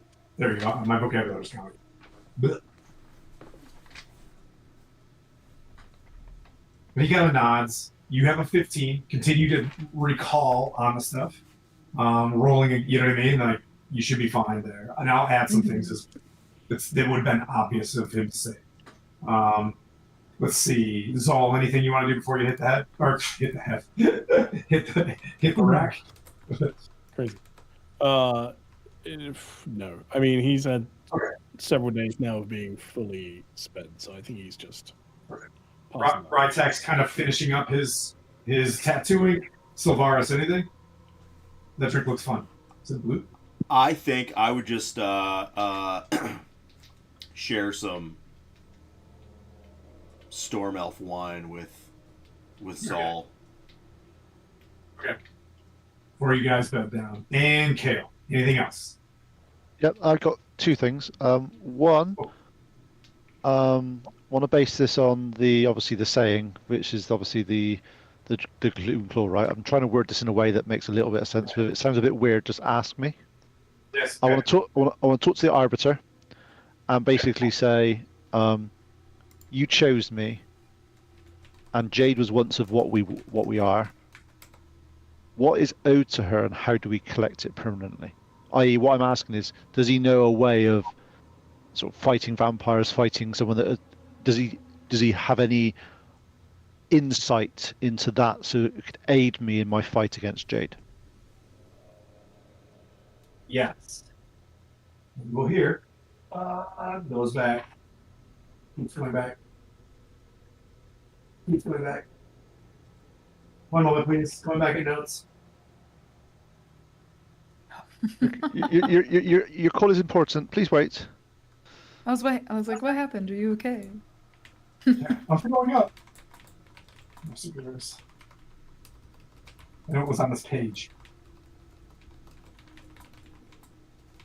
Ah.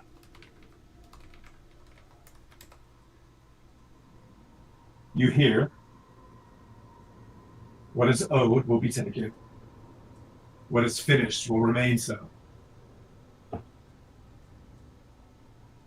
Roll an insight check. Hi, Leland. Thank you so much for the donation. Insight. Hang on, just go look up my skill. Okay, that's 19 on my insight. You get a feeling that if this is spoken at her death, you should lock it in. Okay, that makes sense. And is Velcor around?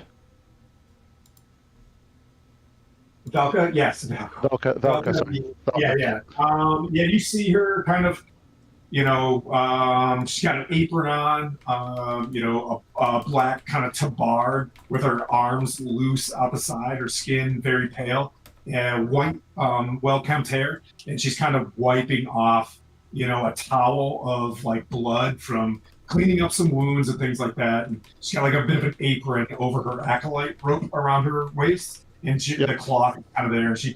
You see her dipping her hand in a bucket, washing it, and then she sees you, and then as soon as she sees you, to be fair, she kind of like looks away and side eyes you and like prepares for your abrasive behavior. She's just kind of.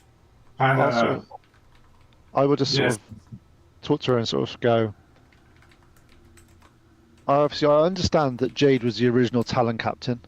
She created this Wayfarer tradition, which I'm not going to repeat again. We know each other's views. And she's been gone for such a long time. I know nothing about her other than that she seems to be now an undead of some kind. We're thinking vampire. From the lore, from the information that you have, do you know how she fights? What's her style? What's her approach? And more importantly, do you know of any weaknesses that she has?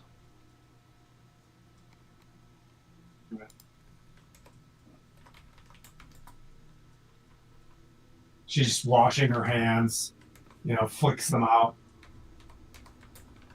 And she looks at you dead in the eyes. You are all her weakness. She has invaded our lands, is forming this dread realm. Until you have all arrived, destiny has changed. You know the rights. She looks at you. Carry the rights of the Gloomclaw.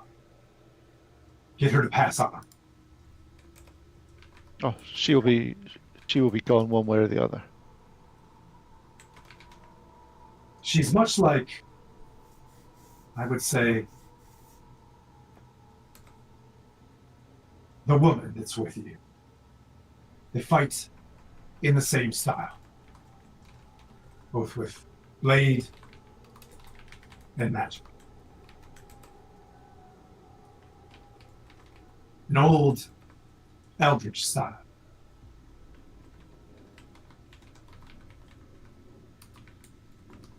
That could be interesting, especially I'll have to consult Vin and find out if there's anything that may aid us in. I appreciate your time, and Oh, I appreciate your time. And she just kind of. Will that be all? thank you again. And I'll just Kale, those friends of yours, they are your family. You are not alone, my son.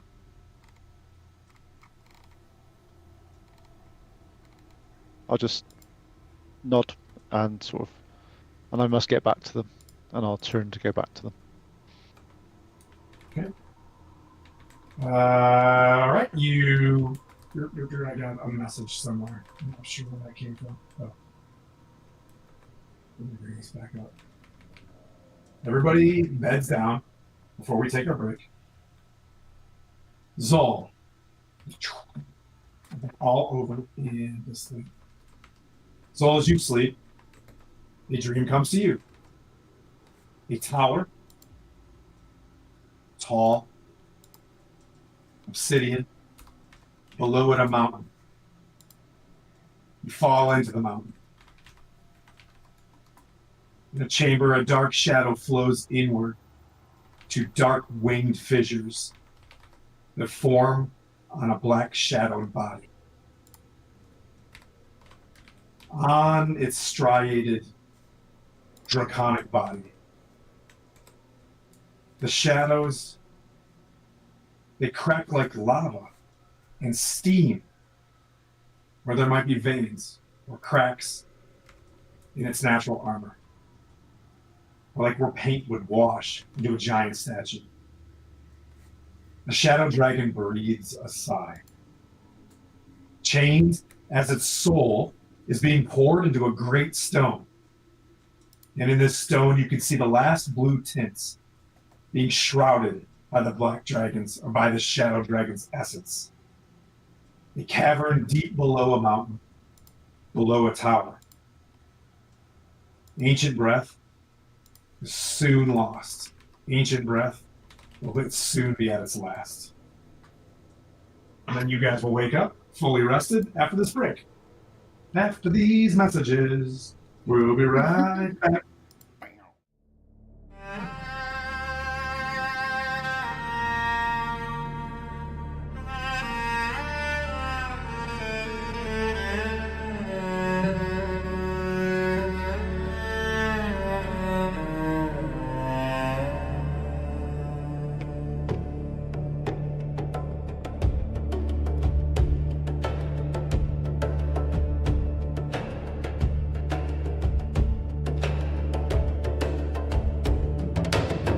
Chimes in the stillness,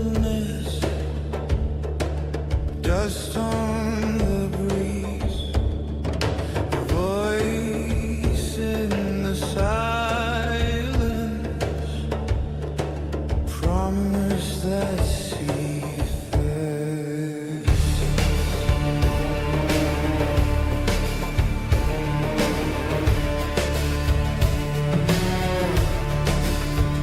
We walked as blades in shadow's name, drank from the well of silent shame. The sad new truths we dared not face, our past a curse we can't erase. The stars remember every scar, yet still we climb no matter far.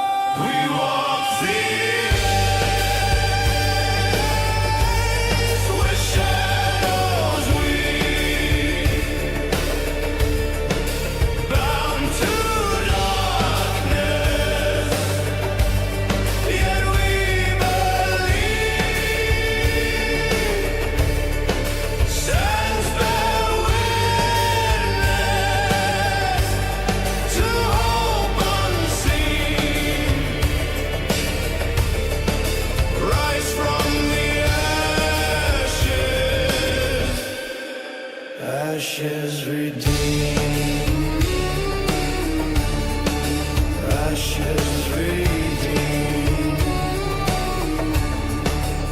Let fire speak where silence grew.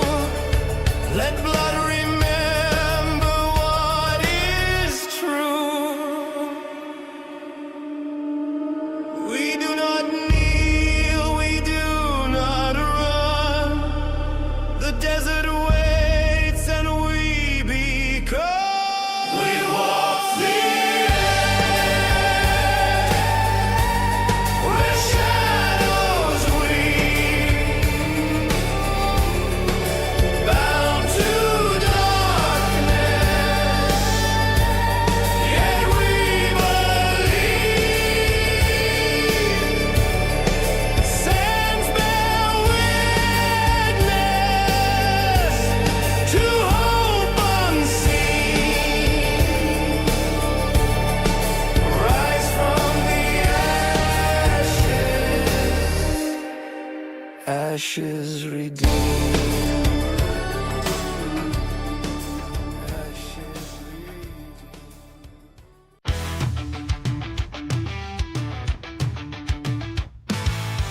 We're creeping in the shadows, eyes like fire. Razor claws in the dark, they're coming higher. You feel the chill, you hear the hiss, but when you turn around, it's the end of bliss. Murder badger, it's a sneak attack. Murder badger, out for blood. Murder badger, it's on your face. Murder badger, it's a sneak attack. Murder badger, out for blood. Murder badger, it's on your face. Murder badger,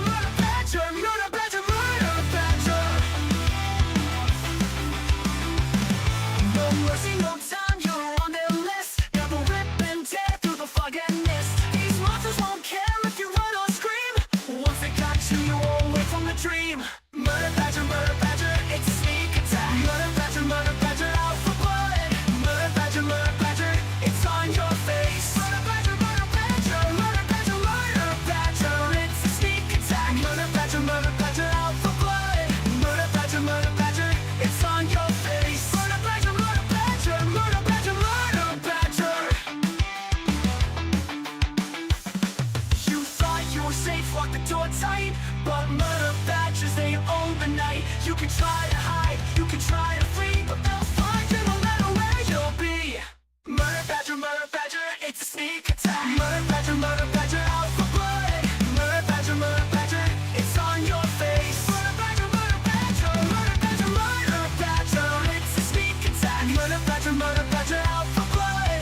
Murder badger, it's on your face. Murder badger, they don't care, they don't share. Murder badger, everywhere they'll tear you bare. There.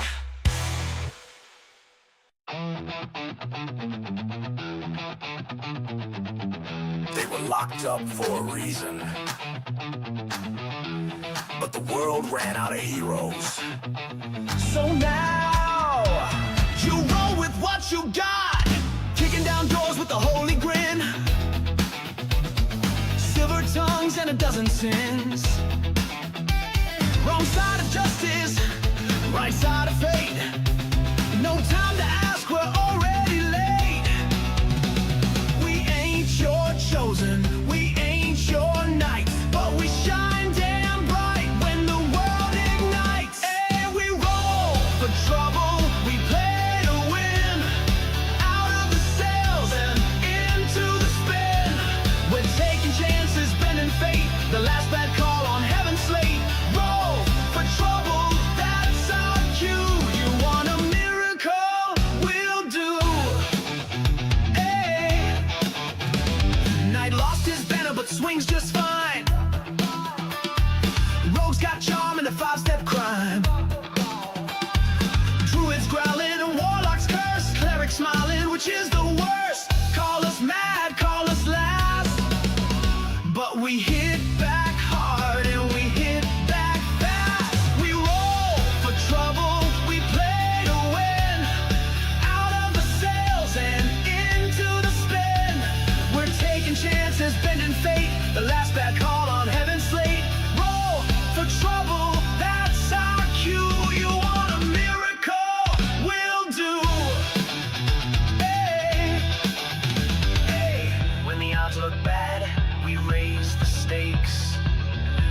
say no, we're the brakes. When the plan goes south, we smile wide. Cause no one rides like the ones denied. We roll for trouble, we play to win. Out of the sails and into the spin. We're taking chances, bending fate. The last bad call on heaven's slate. Roll for trouble, that's our cue. You want a miracle? We'll do. Hey. Dungeon born, maybe one or two, but fate don't ask where it found you. Roll for trouble.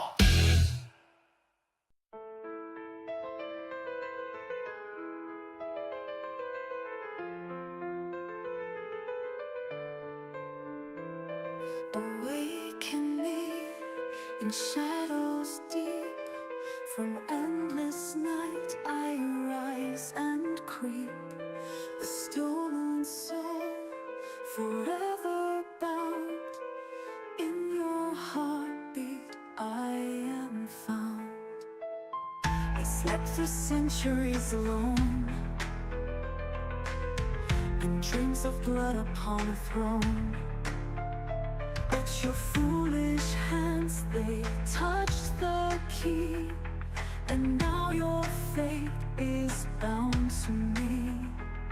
Through darkness I was once set free. Now I drag you into misery. I am the shadow in your sight, the curse that haunts the endless night. Your hero fell beneath my bite. In blood we dance till morning light.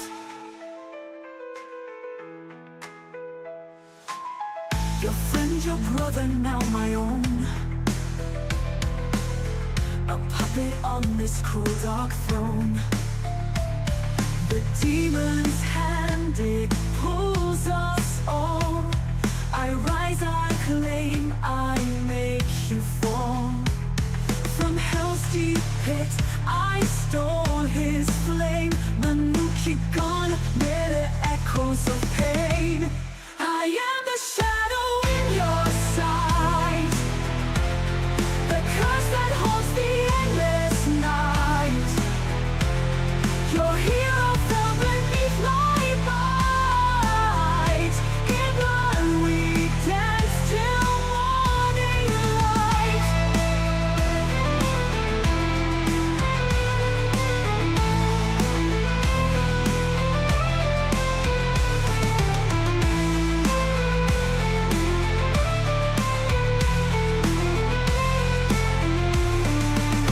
But in the dark where shadows sing, a heart still beats within this thing. I am the weapon, I am the blade, but long ago I was betrayed. Now cursed to walk this endless fight, no dawn to break this eternal night. I am the shadow in your sight, the curse that haunts the endless night. Your hero fell beneath my bite. In blood we dance till morning light.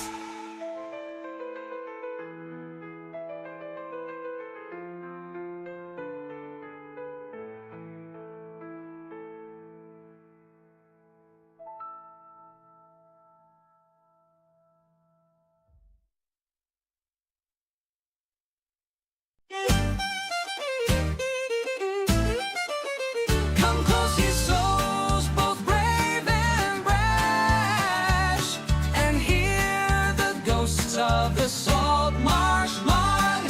Fog rolls deep on the haunted tide. The salt marsh calls, no place to hide. A shipwreck looms, her sails like bone. The sea won't let her rest alone. Shadows dance round the lantern light. Bones and gold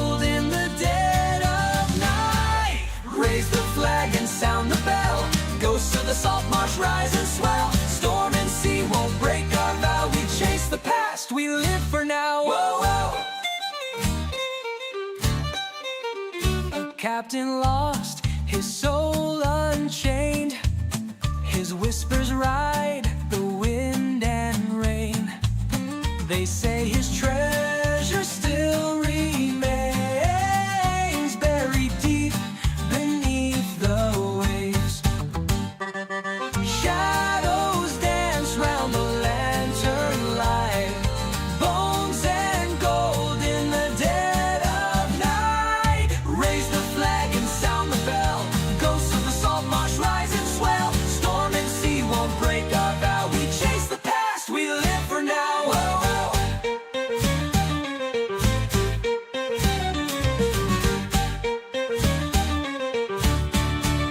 The tide it takes, the tide it gives, but none return, no soul forgives.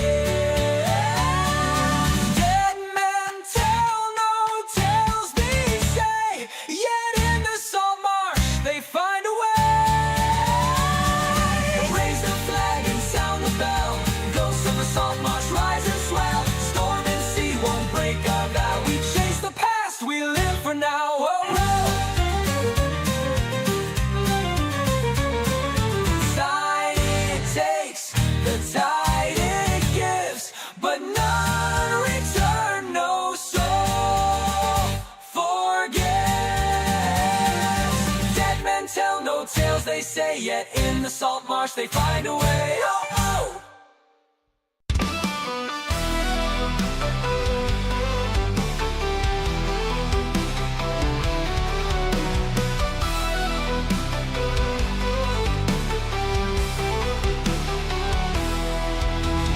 Sail to the north, where the frost winds blow, where the giants roam and the icebergs grow, to face Charles Stronghold in his frozen keep, and steal back the ship while we put him to sleep. Heave ho, hey ho, we bring her home, with Torvik's revenge on the icy foam. We broke the chains of frost and storm, and sailed her south where the winds are warm.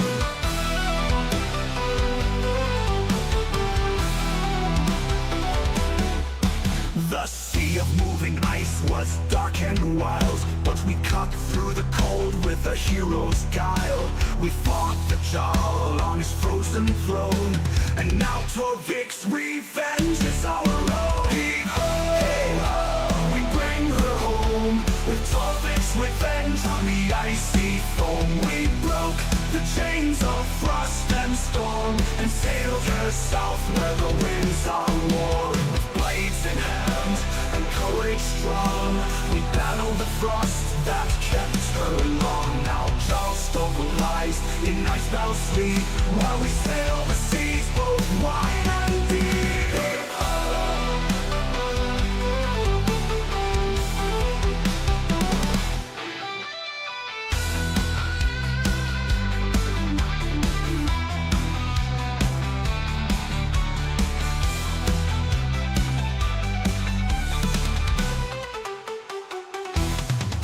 Her sails are full with a southern breeze, no more bound to the frozen seas. Torvik's revenge is ours to steer, for the heroes who show no fear. Hey ho, hey ho, we bring her home, with Torvik's revenge on the icy foam. We broke the chains of frost and storm, and sailed her south where the winds are warm. Now we ride on wings of gold, with a tale of glory to be told, of heroes bold and the giants fall. Torvik's revenge is the prize of all. 2, 1. We're back. Oh, now we're back. I want to do a quick verbal shout out to Cannibal and Savage Baron for these amazing panels that we have. They couldn't have shown up at a better possible time as I am being strung up. So thank you. It's been a very sad weekend as as I've been on the pyre. So, grazie mille. Very appreciative, and we all owe you guys so much. But that being said, you just had a dream, Zol. Mhm. You can unpack that as you wake up groggy from it, trying to understand. If you'd like me to read it one more time, I absolutely can. But everybody's a long rest. It is, morning o'clock in Latherna as the twilight through the clouds is a little brighter, right? Because it is during the day. You do see a moon through the clouds, but you can't really see it. There is a slow kind of snowfall that's always kind of glistening around. And I would say when you wake up, you do hear the flutter of ravens in the keep. You do hear very hopeful tones coming from Shattered High. Very solid folks, but you see them slightly uplifted as you see them pointing at ravens and speaking about them. Hey, Bill the Mastercrafter, what's up, boy? Good to see you back, pal. So much talent, buddy. Zol, yeah, so you woke up.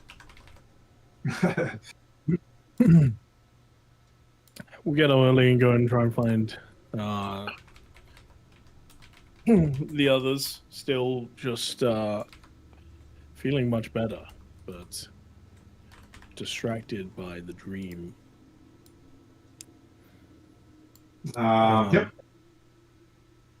I'm going to specifically try and find Brytek first. Brytek, okay.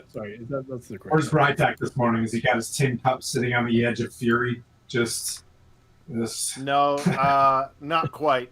I think honestly, he would be up early.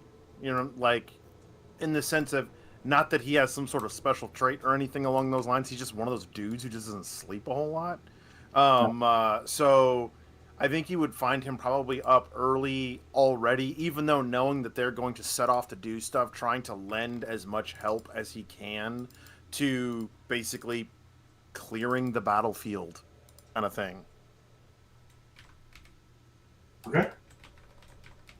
Seems the bodies that are passed have been sent to the pyre. It is refit. I would submit that the Shadow Kai are very on your level. Oh yeah. Coming from the Forgotten Realms, where not everybody was all bonesy about Kellenborg, here you're like, okay, like these dudes are on the same level. Like they want dudes to get to their destiny as quick as possible, and that destiny is passing. You get the sense that the Raven Queen is all about getting rid of, you know what I mean? Like undead is not a thing. So, and then you see Zol kind of walking towards you. You do see a tiefling, red-skinned, well dressed. Please tell me you have actually slept. Of course. I seem to just be one of those people, whereas most people need several hours from at least until the dawn, I have always found myself rising just before the dawn. Regardless of how heavily I drank the night before, which has proved detrimental in many cases, but in this case, I'm still able to lend a hand. I tend to lose 3 or 4 days, so I need to check when I wake. But each to their own. That's fair. Our conversations last night were roundabout and a little dull. I don't have any great connection to my god, but I do believe strongly in the people that I travel with. That's where I hold my faith. Faith in your fellow is important. Well, it is much that I have. I will leave you to your cleaning duty. I'm going to find breakfast. I think he like literally like reaches in like a pouch that he has, right? And he pulls out like for lack of a better term, a rather hefty sized chunk of jerky and a biscuit that looks like it came from the kitchens this morning, kind of thing. Breakfast. This is the worst part of adventuring. I spiced this jerky myself, I thank you. It has a sweet honey flavor to it. Is that a euphemism? No. Oh, thank fuck. Fine. Like, he looks at you genuinely confused, like... Pack of jerky. Listen, He'll just reach because- and take it and... just because I ensure the dead stay dead does not necessarily mean I am without taste buds. I value a good meal and a flavorful palate as often as possible. Believe me. Very well. Believe me. I do. I was not always of this particular life. See. As you see him, like, idly, like, snatch a coin purse off somebody who happens to fucking walk by.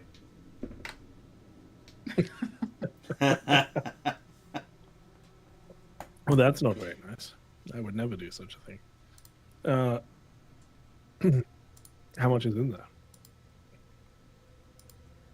Enough. And he throws it at you. Wonderful. I just like to see if I've still got it. You know what I mean? It would appear you do. Have you seen from any of the others this morning? Not as of yet. Though I do have reservations about Kale. Why is he so questioning? I'm not sure. He likes asking questions. When it comes down to it, he just tends to act, though. So I wouldn't worry too much. He's always jumping into things and It is being interesting. quite rash. I've never quite met an individual who questions things to such a finite detail before trying to enact, and I struggle greatly to understand how he cannot just act. You know, let the goodness within him drive him to do things. Oh, well, I'm not sure he has. Well, I suppose he does. Do you have a bullseye lantern? Yeah. If you ever need Calisan to do anything, just shine that at what it is that you want him to go towards. Oh, is he reactive to those things? He loves beads of light, yes. Is he reactive at all to any particular herbs or spices or anything along those lines that I could possibly carry around to garner favor with him? He adores chili. It was an old stew we used to eat. He used to throw some in. He'd go wild for it. Hotter the better. Okay. Well, good to know. I do wish to not be on odd terms with him, though it does feel as though I am very much a man of faith and driven by such, and he seems to be a man very much driven by logic and procedure. I'm not sure I would agree. Keep in mind that he was questioning things at a time when we couldn't do much more for the day. I certainly needed my beauty sleep. It's not too bad to question things then. I wouldn't worry yourself until he starts questioning things when action is needed instead of words. At that time, no immediate action was needed, as far as I was aware. Ah.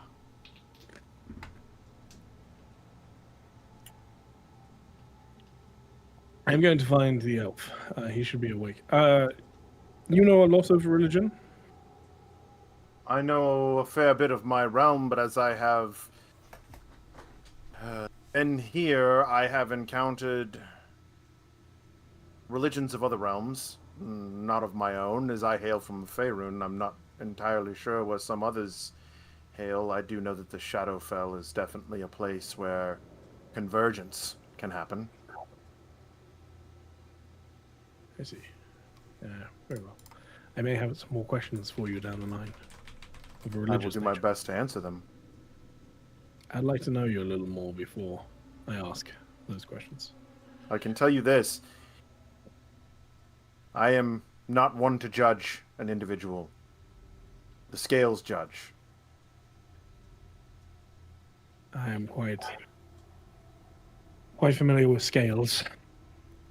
Thank you. Ah, I get it. As you guys are talking, Sylvaris will just walk up and sit down, look at you both, and How will that work? still breathing. Good stars. He offers him honey jerky. He jerked it himself. Did he? In a way, It has a sweet flavor. Does it go good with wine? I haven't ever tried it, but it does go good with a biscuit.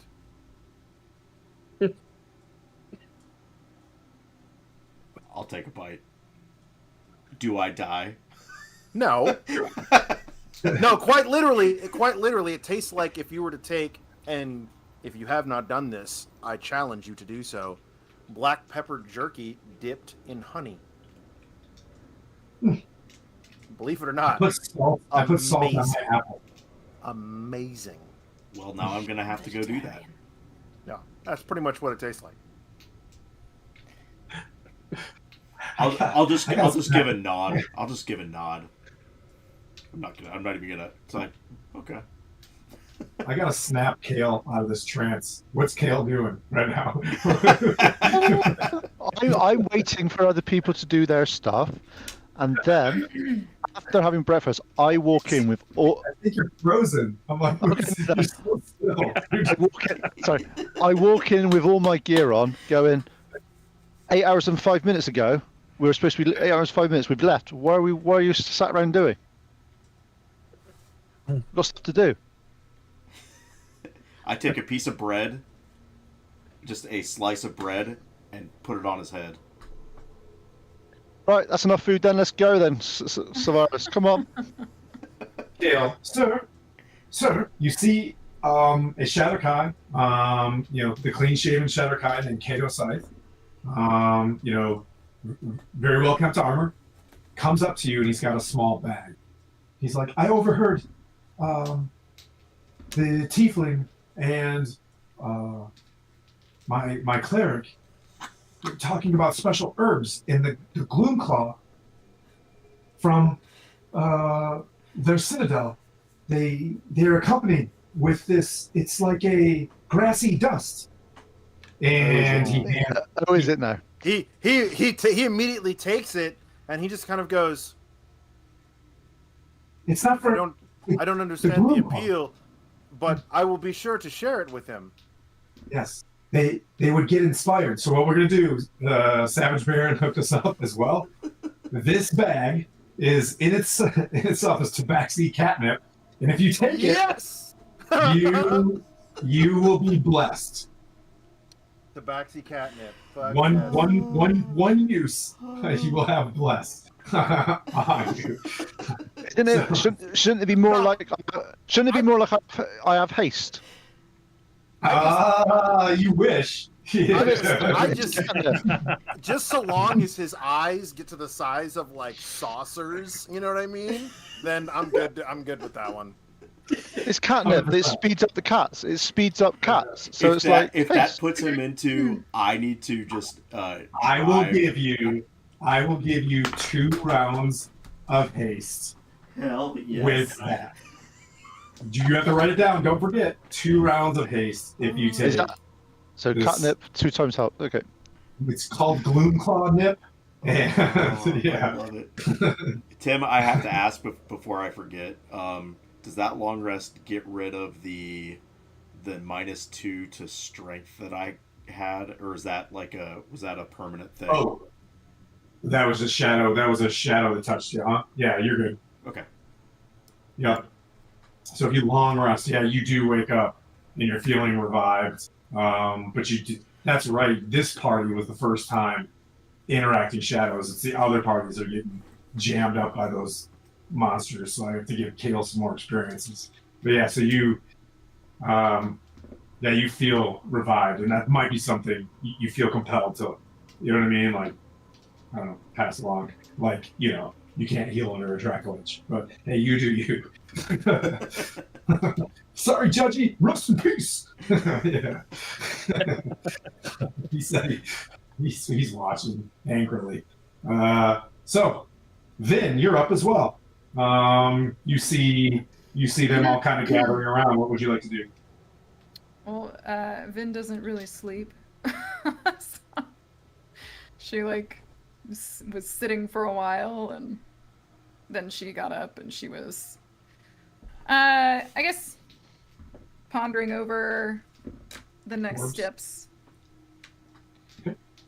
And she walks in and she sees everybody sitting about, and she's gonna look at Cal, and he's the one who's all like ready, and she's like, I suppose we should go then? And she's gonna kind of explain what Bren had told her earlier about the different obstacles that they'll face on their way. Like the undead and the mushrooms and the archers and what she can recall. Brent's there as well. You can see him. He's got this runner's tube, leather tube on his back. Think of when you see people traveling with a map or something like that, or artwork. It's a rolled up, and there's some sort of message in there. And he's tightened up. His armor's tightened up. His cowl is over, and he's preparing to run, to the next ring to inform them of what happened. I'll return in 10 days to this spot. The Shadowkai have placed in there's knapsacks laid out for all of you with a 10 days worth of like hardtack, salted meats, things, provisions for each of you. The best we could come up with.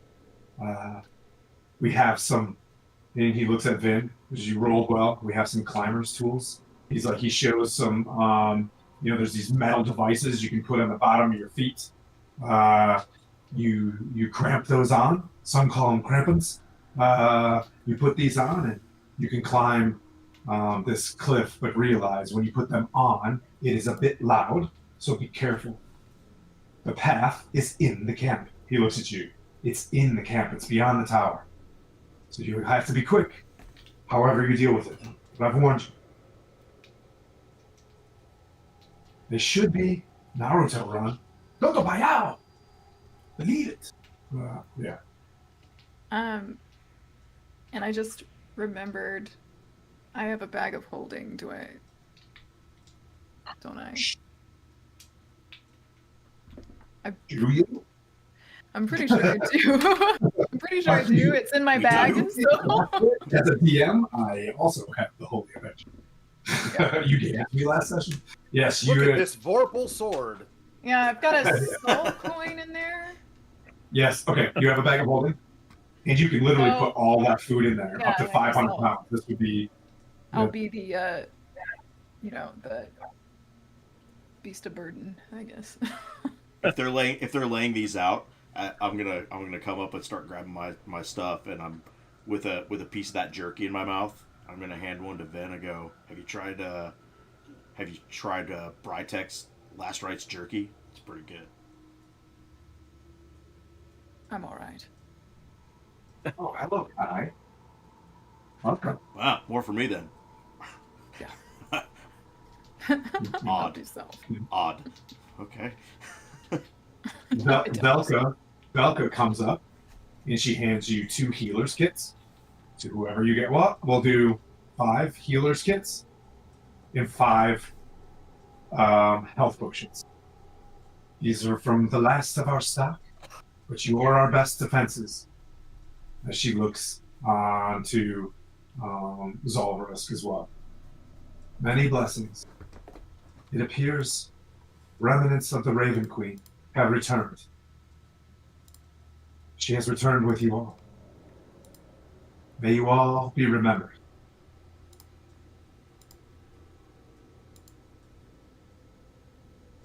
Bless you. Right, Zach.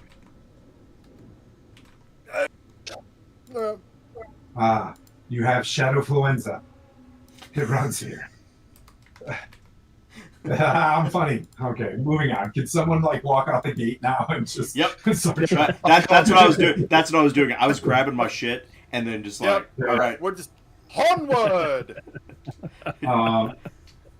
So here's what I'm going to say. I will run Kato Scythe. You have a henchman.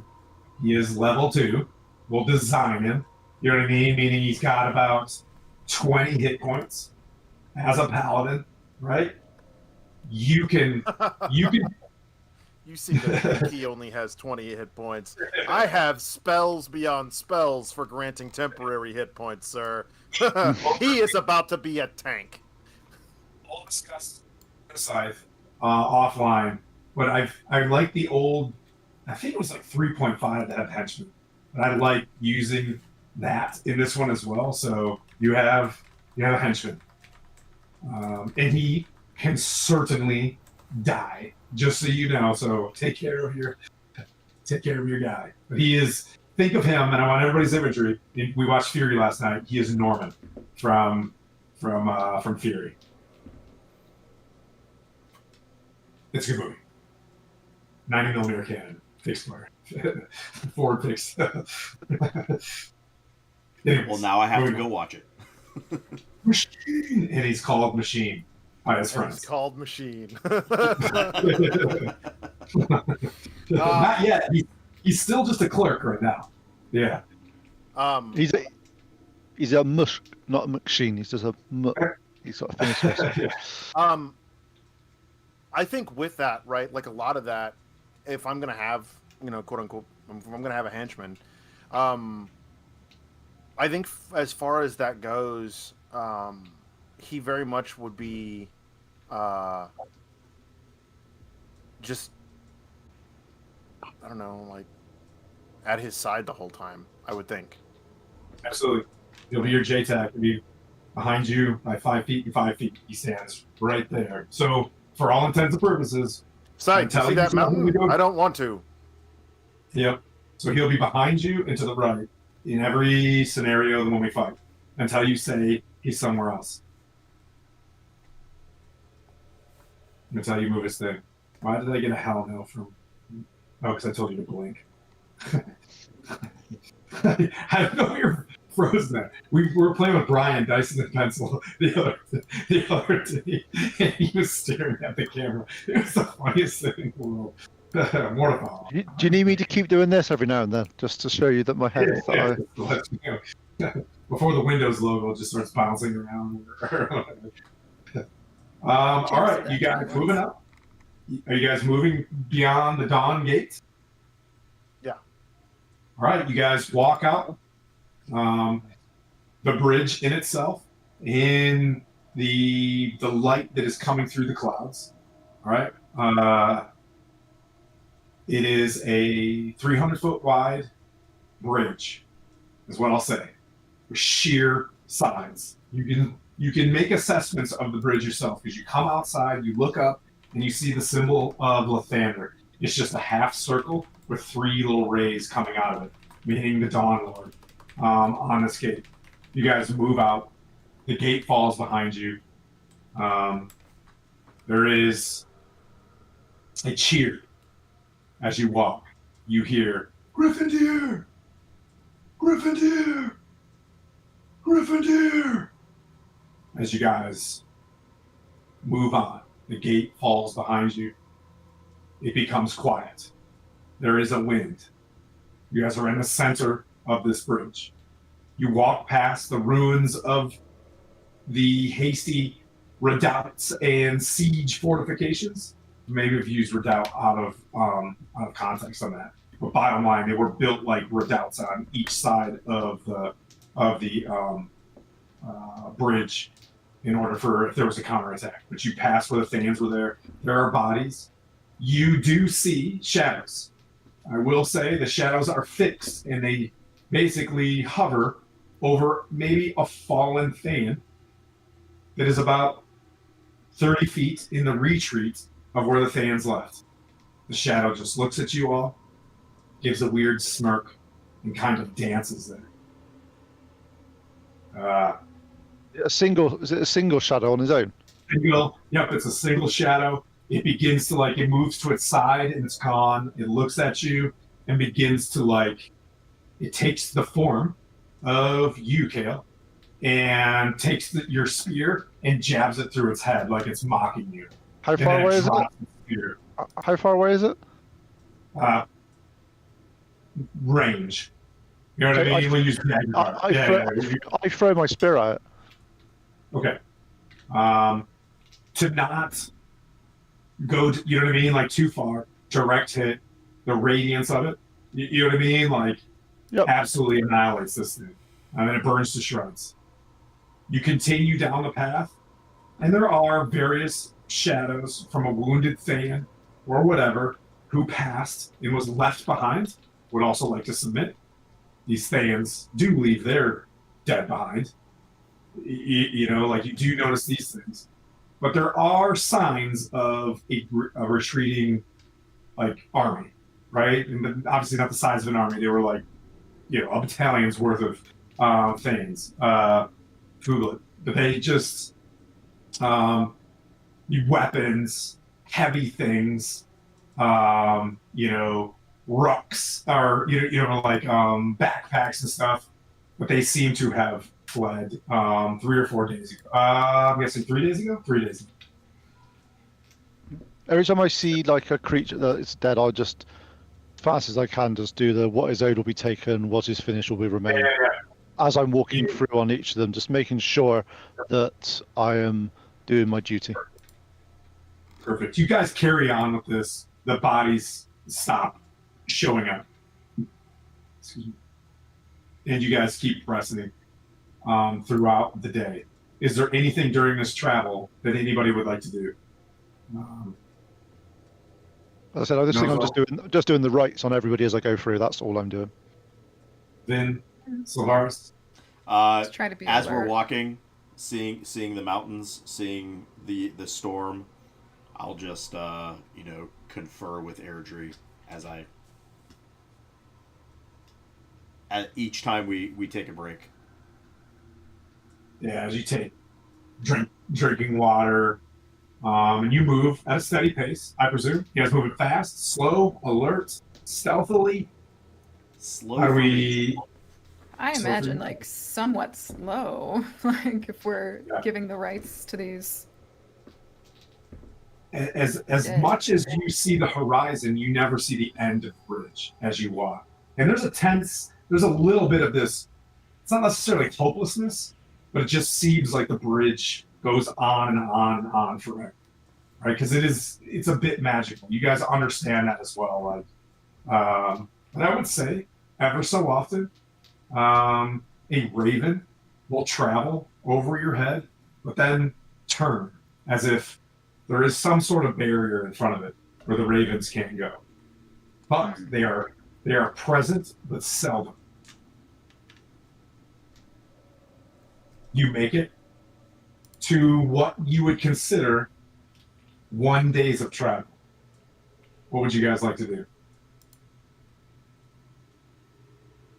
I'd probably take a rest at this point. Yeah. Is it Theron? He said that, or Thren, he said that it would take 2 days and we would need to rest. Mm-hmm. So, take him at his word. Can't fight if you're tired. So, how should we make camp? Are we still on this bridge? I think That's there's it. no. Yeah, there's really nothing. I think we're just going to have to rest on the bridge. And the best thing about it being going on for this long, we can see things coming from a long distance away, and we know which way they're coming. And Also, Vin can stay awake. can I? She's Is there a stick or something, a post laying around somewhere that I can put my AirSat's eye on the top of? As like Okay, a yeah. as like a You look. As a look found some acolyte staff, just a stick. You know what I mean? A traveler stick that some fallen, cultist Thayan would have left behind. There's trash because the Thayans are not clean. Perfect. And you take his eye and you take the Airzat's eye and I'm putting it at the top to get it as high as possible, just to give a higher perspective and while we rest. And since I don't have alarm or anything like that, and similar to Vin, I don't need to sleep. I can just zone out. Zen.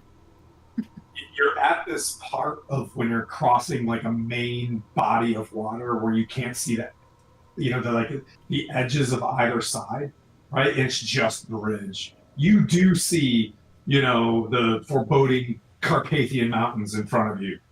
You do see like black shadowed images of these distant peaks. Behind you, all you can see is the spire of Lathander in the distance. But as it gets late, they're just like black shadows, like black paper. You know what I mean? Like against the horizon. Blue lightning and bluish purple clouds hovering over the fourth ring. Behind you, looking towards the third ring and beyond, you just see the tower. No lightning, nothing. You know what I mean? Like it sits there lonely and quiet. Sylvaris, you raise. Oh, go ahead then. Sorry. Oh, I was gonna say, well, I mean, after you do Sylvaris' stuff, can Vin send out her Raven? Yes. Okay. Do a little scouting. Wait. Okay. Okay. When you send the Raven forward, it makes it just about as far as when you see other Ravens. No more than like 100 feet in front of you. It turns and wants to return back to you. No It one. looks very unease, agitated. And if I were like seeing through its eyes, if I were doing the warg thing, I wouldn't see anything. It is long distance. Well, okay.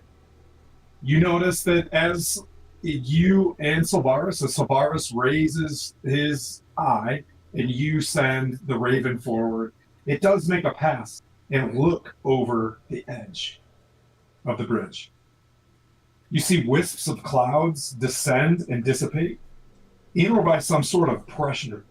If you look long enough, as if by chance, you see like a soul drift, and hollow winds echo from the black depths, and an almost hopeless, as if some deep chaos is below it.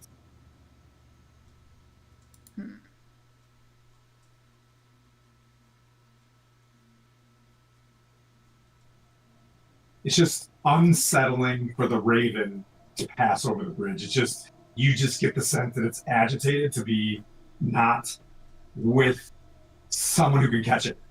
It doesn't like when you fly, there's like a pull. Like when you look, the vertigo, when you see a depth, you want to, you get compelled to step. And it doesn't want to fly high. Even when you raise the eye, you just get an ick by how deep this is. Right. So she'll just have her Raven just come back and perch next to her. How's everybody setting down? Yeah, I'm just setting this up. I'm just setting this up kind of as to get a higher perspective and see if anything's coming. And okay, yeah. Perfect. Yep, it's locked in. Kale. Oh, I got a message. Oh, you got it. Perfect. Kale, anything you're doing? I'm just keeping an eye on. I trust. I know the direction that things are going to come in from the two directions, and I trust my friends that are staying awake to keep an eye on things. Soul, anything?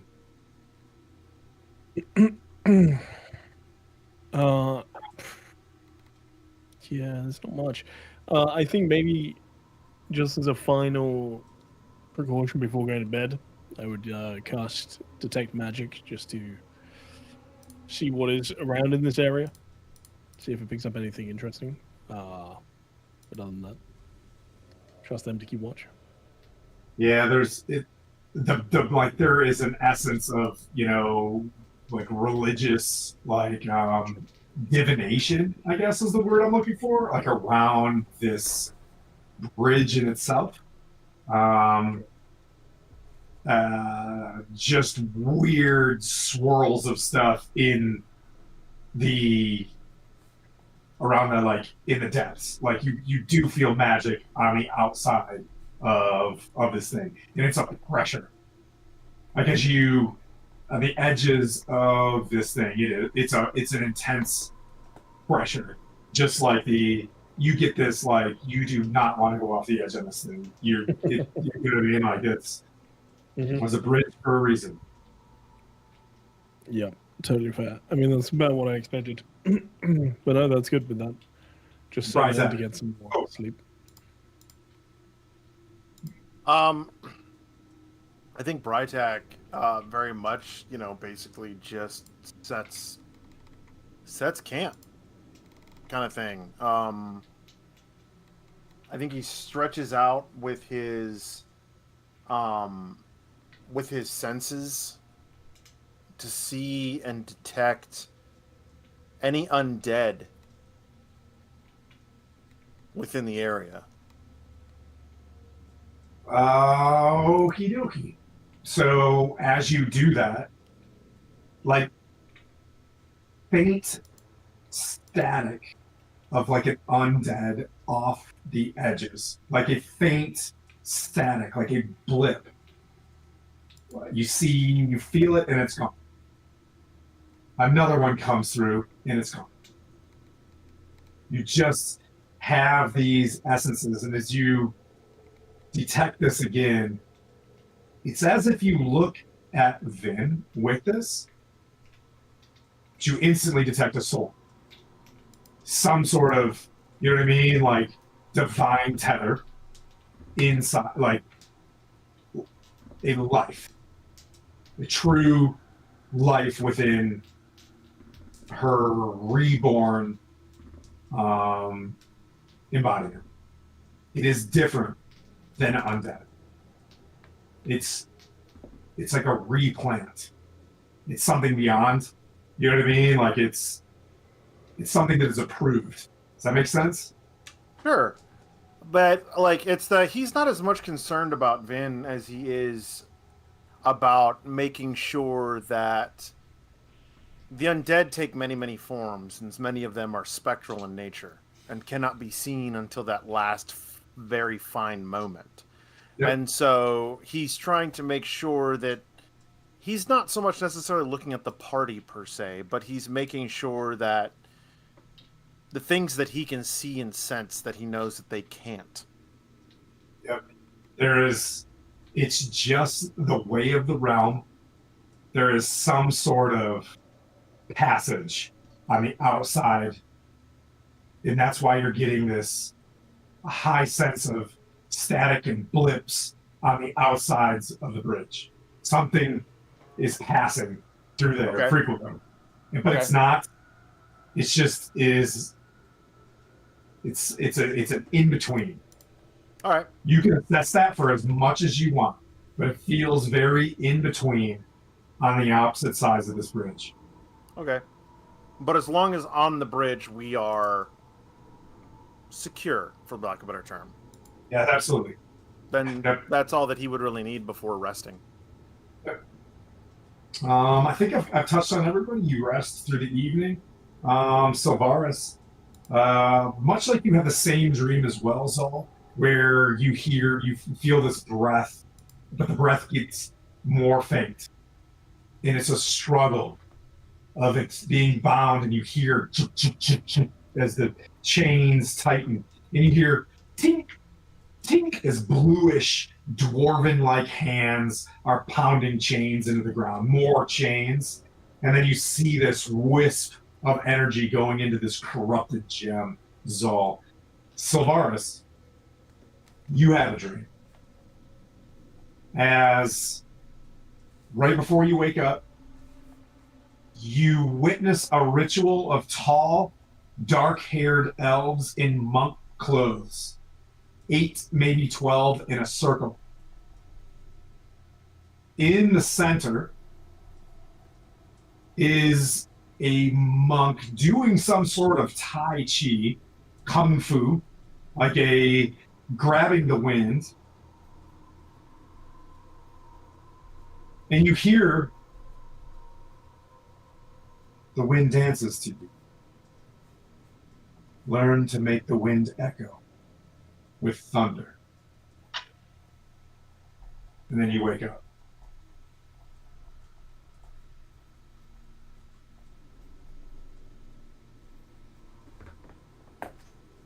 Fully rested.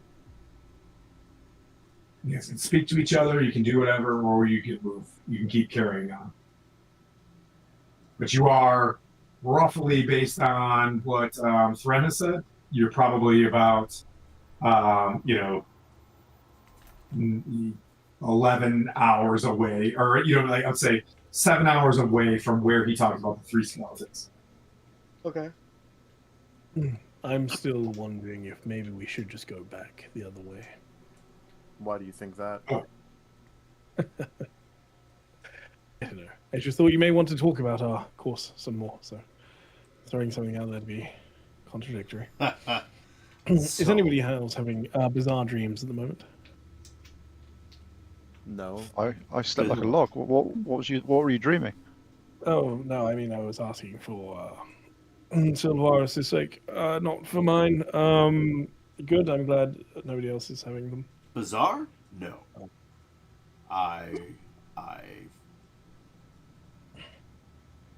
Aerdrie gave me a vision. I feel we're on the right path.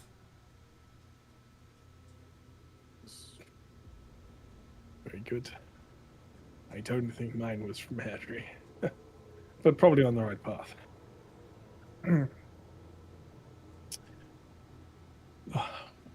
Aerdrie speaks to us in many ways. No, I believe we went over this earlier, but I think she just speaks to you. That may be the case. Yes. Or your parents. You guys break camp and carry on? Mm-hmm. Okay. As you break camp and you move on, how or what do you plan on traveling? Fully well knowing that you're about to run into something. How do you guys want to go about this? There's no cover, right? There's no cover. So there's really no way to sneak. We just have to go. We just have to do it. Well, the path is in the camp, so that means we have to at least go through the mushrooms and the 3 skeletons somehow. Mm-hmm.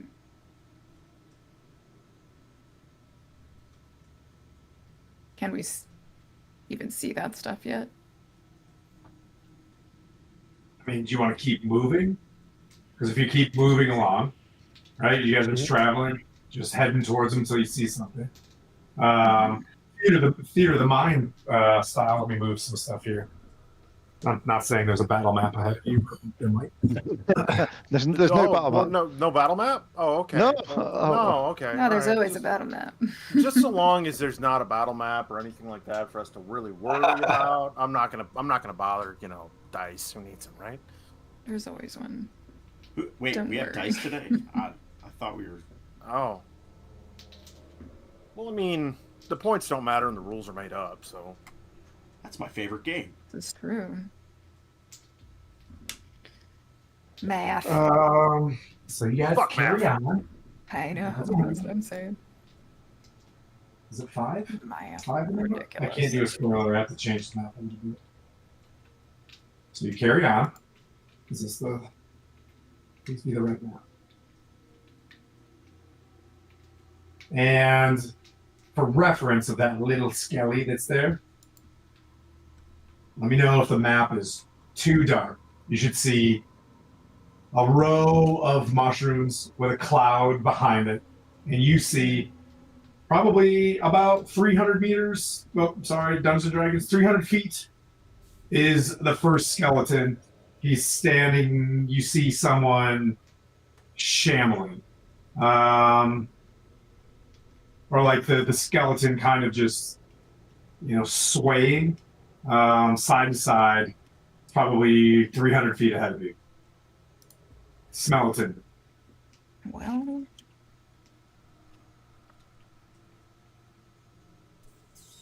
so Well, the mushrooms will alert them to our presence. And there's a single skeleton, but didn't Thren say that there was a line of skeletons? a line of 3 skeletons. You want to look Three closer? skeletons. How Look far? closer? How far are the mushrooms from our position? Probably about 300 feet behind that skeleton that's on there. So this is not a very exact. You know what I mean? No, Like, I got you. Nope. I just wanted to see if we're anywhere It's a bad close to scale. their range. Yeah.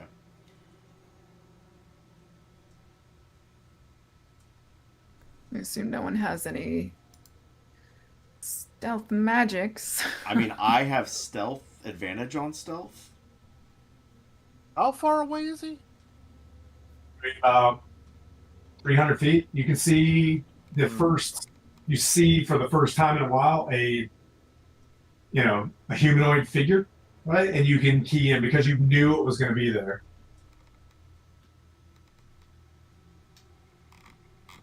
I have invisibility, but likely this is magic, so just not being visible is not necessarily going to Yeah. help. Is there any cover between us and there? Is there anything at all? Is it just like plain, open, desolate? An open desolate. Behind a mushroom is a line of, you've seen it before. It's that blackish smoke that was concealing that one floating. What do you call it? That floating fortress a long time ago. It's the same type of mushrooms. Oh, Hmm. perfect. And Is How is did we that the get one that past had those the that Nothics time? in it? Yes. Do we see Okay. any Nothics? Just out of You see it Mother nothing. did. You can only see the haze of stuff. You don't see okay. a nothing. It's like that would be about 600 feet away. So it's like the skeleton 300 feet, and another 300 feet is this line across the bridge. Okay. Well, I guess fucking Brytak just seeing a fucking skeletal warrior is like, yep, nope, you don't belong, and just starts walking forward. Okay. I'm going to follow him, staying far enough back until I can get within 120 feet of those mushrooms. I'm not letting break. 120 feet of the mushrooms. Yes. I'm walking, following. I'm not following. I'm actually next to Braytak because, to be honest, if we dither too long, they're going to call on reinforcements. So we just need to act now. Well, Well, The they're going intent- to be summoned. the intent is, when I get within about 120 feet, I'm going to cast silence on it. And I'll throw my spear at it once you've silenced it. You guys get within 120 feet. And You I cast see it. silence.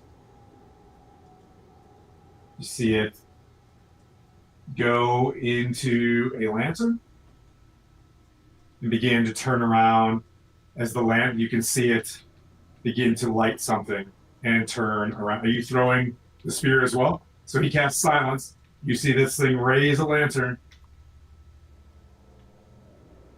And I'm throwing my spear at it. All right, roll for it.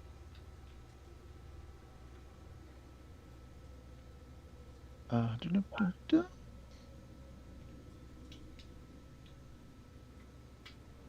21.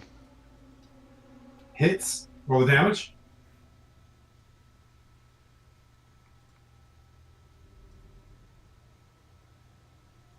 Okay.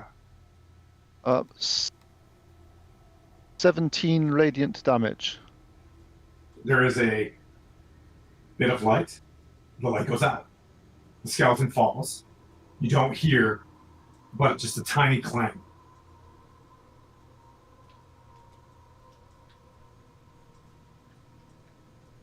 As he throws the spear, I'm gonna stealth forward past it to get within 120 feet of the mushrooms and call down. Moving, you see another skeleton at 100 feet behind this one. Oh, so they're in a line. Yes. They're in a line. 1, 2, 3, not 1, 2, 3. Okay. 1, 2, 3. Yep. Like in a line. They're Back to the going mushroom. There's towards one something. about 10 feet in front of the final. Okay, gotcha. So yeah, that one. That's the last one. There's one ahead of that one by 100 feet. Gotcha. Then I'm not doing that yet. I think Vin is going to do that. You're gonna do what? Yeah. I think Vin is going to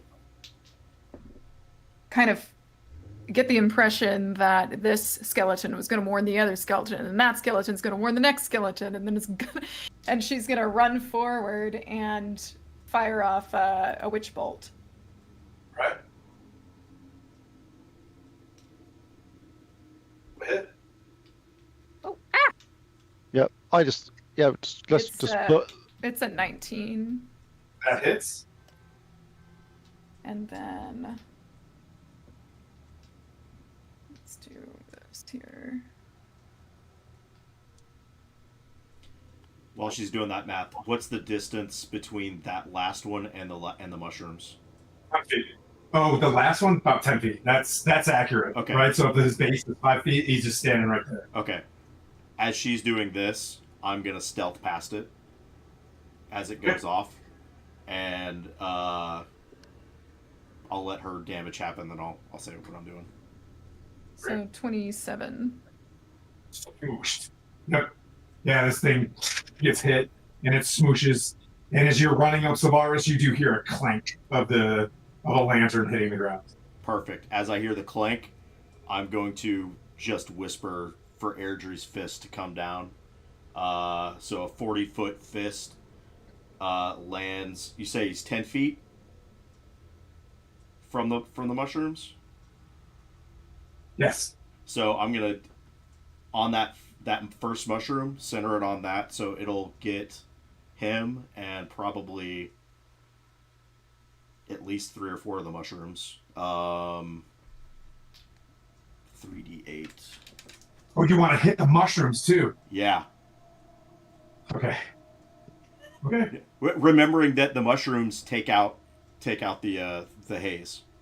Smoke. Yeah. Yeah. No. But they're a part of a system, I assume. And if one's damaged, I feel like the rest of them are going to know. Well, they're also. We also couldn't see through them. It's true. But the lines are. Yeah, so Vin, you know that the whole purpose of this is if you wanted to use stealth. If you knock out the mushrooms, whoever's on the other side is going to see the smoke come down.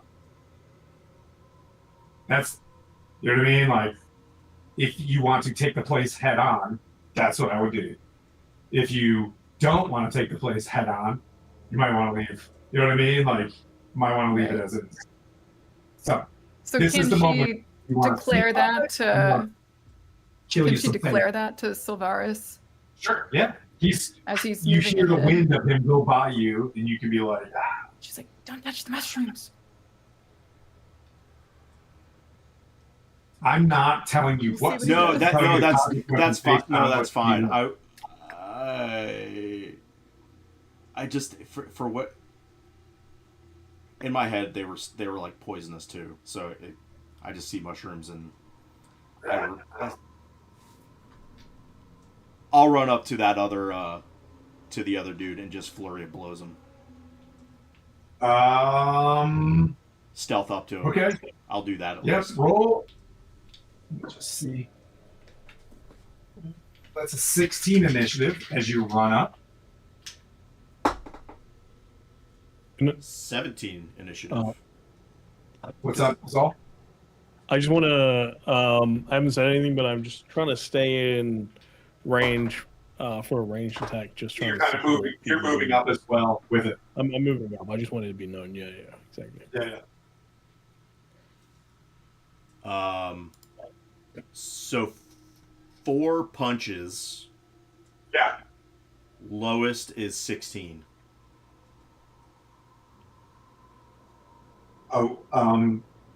Yeah, they all hit. Yeah, don't even because they only have 13 hit points. So I'm assuming you annihilate this thing. Make a wisdom save.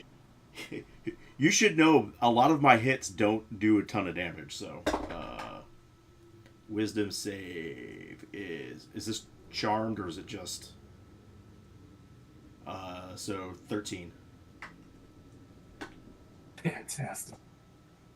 You wear the bracers of a saw?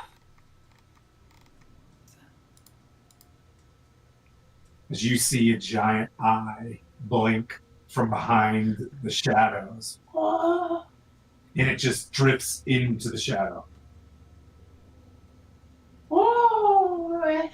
And you hear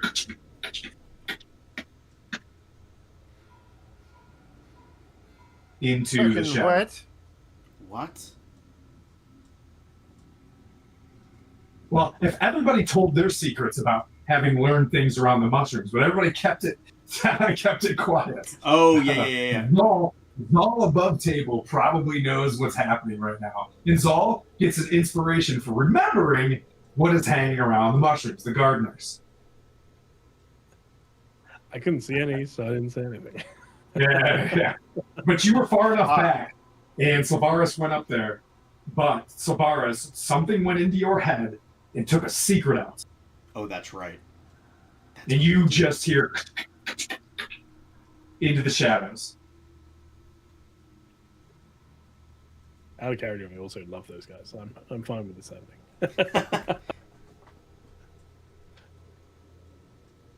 What do you guys do? You're on the outside of this shadow.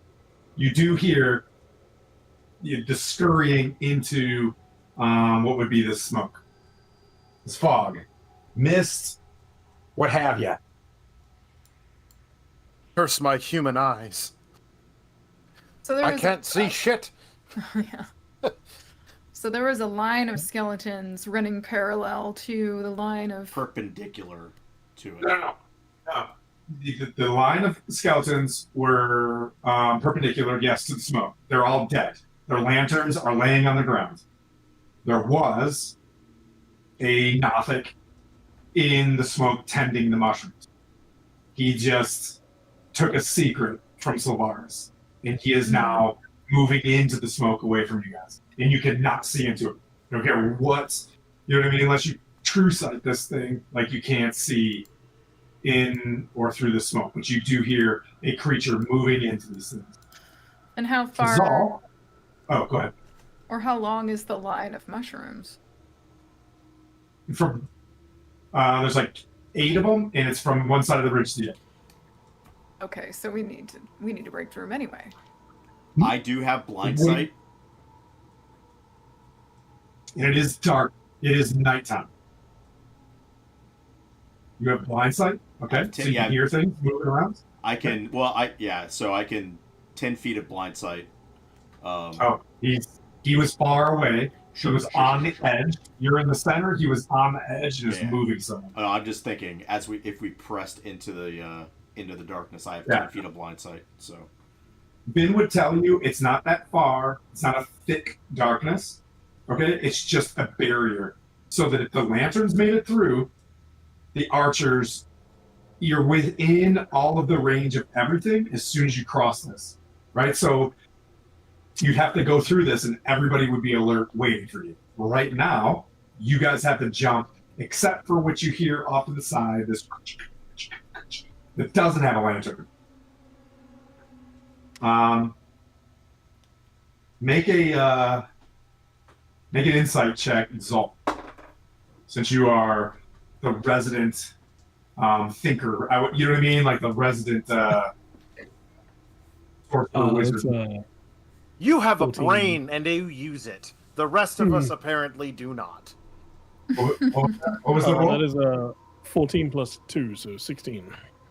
You know that the Nothics that you've dealt with are very selfish, self-oriented about information, right? When everybody saw the eye, you knew there was going to be one in there, and you kind of saw it drift into the shadow as well. As soon as you see this, you kind of get the sense that, like, well, this thing you might want to kill it, but they're not necessarily working for anybody but themselves.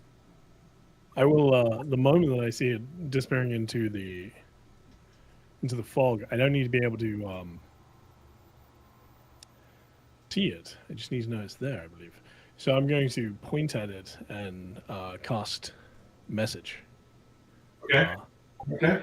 And just speak to it and say, do not go yet. There are so many more, even tastier secrets for you to learn.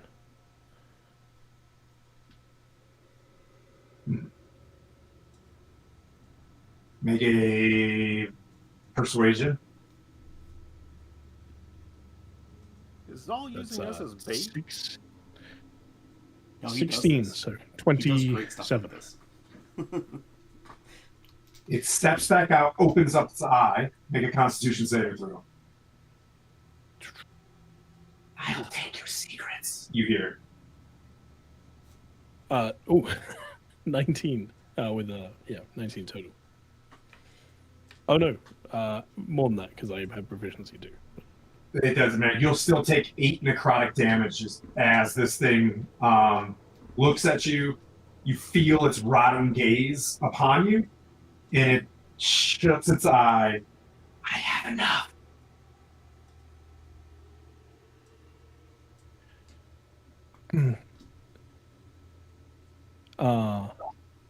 That's a shame. I knew you wouldn't be able to actually take any of my secrets. Pathetic.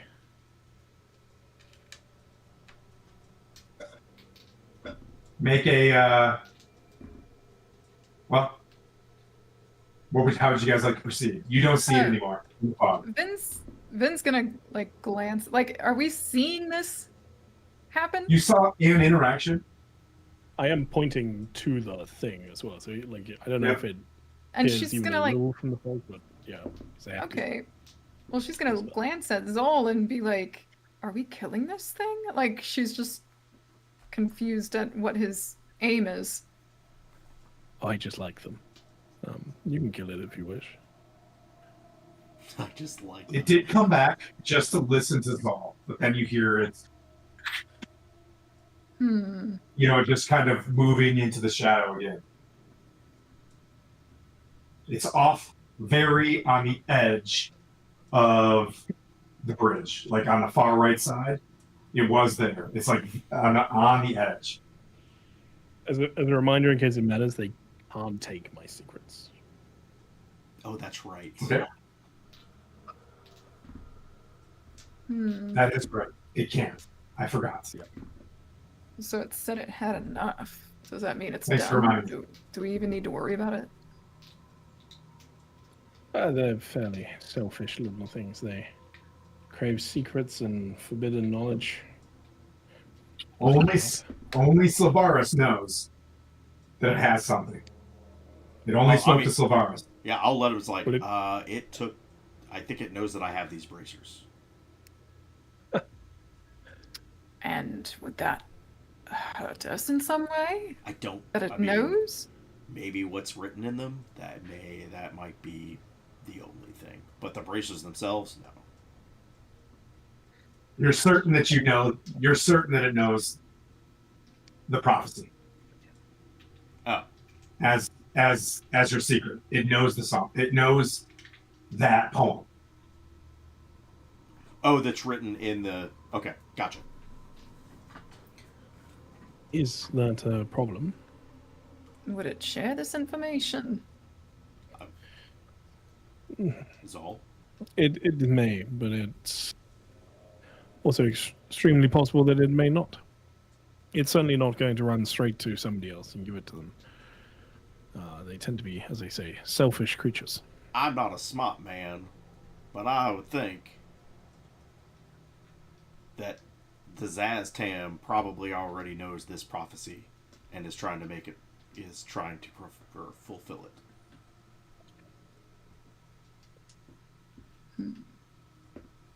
So I'm do still we bother here. with I'm it just- or not?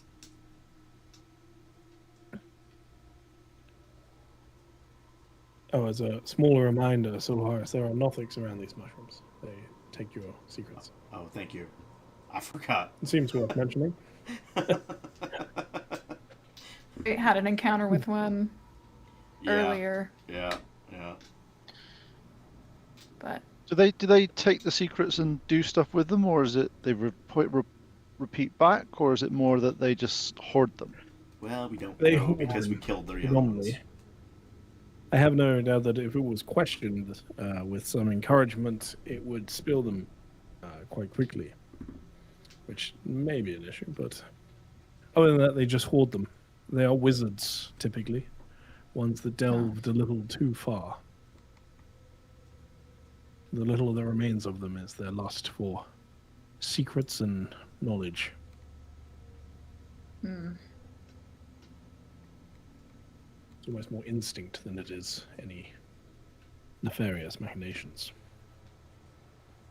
Smoothing the brain out. What you guys like to do? You're at the edge of this. You're at the edge of this barrier. yeah, like Vin's not so worried about the little creep Nothic thing. Okay, bastard didn't have to zap me though. That felt. You guys want to walk through it? I feel like we just kind of have to. Yeah. Yeah. I'll let me go first. Okay. I mean, I can at Okay, least Glug. give us 10 feet of something if I go first Yeah. and stealth through. Well, I want to check and make sure it's not poisonous. Oh, fair. It Yes, is. As you get into it, you can feel something toxic. It's not going to kill you if you stay in it forever. You know what I mean? You can feel yourself like a chlorine or something. You know what I mean? Like you don't want to hang out in it very long as you start feeling it as you walk closer to it. Okay.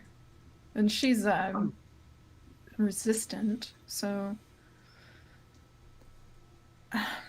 like can I see anything when I'm in there? No. And you know it's about 20 feet thick. About 20 feet thick. And based on what Thren had told me, what can I expect after the smoke? As soon as you come to the other side, you will see their fortification. And you can make and then you make your assessment of how you want to get in. He said that there are ruins on the left and right hand side.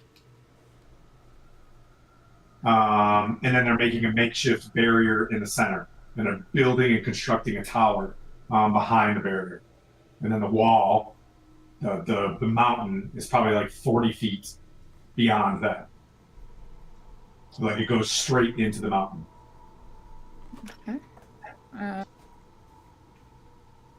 So I guess she'll step inside and then step out and just be like, I think it will be okay if we move quickly. The hold your breath situation.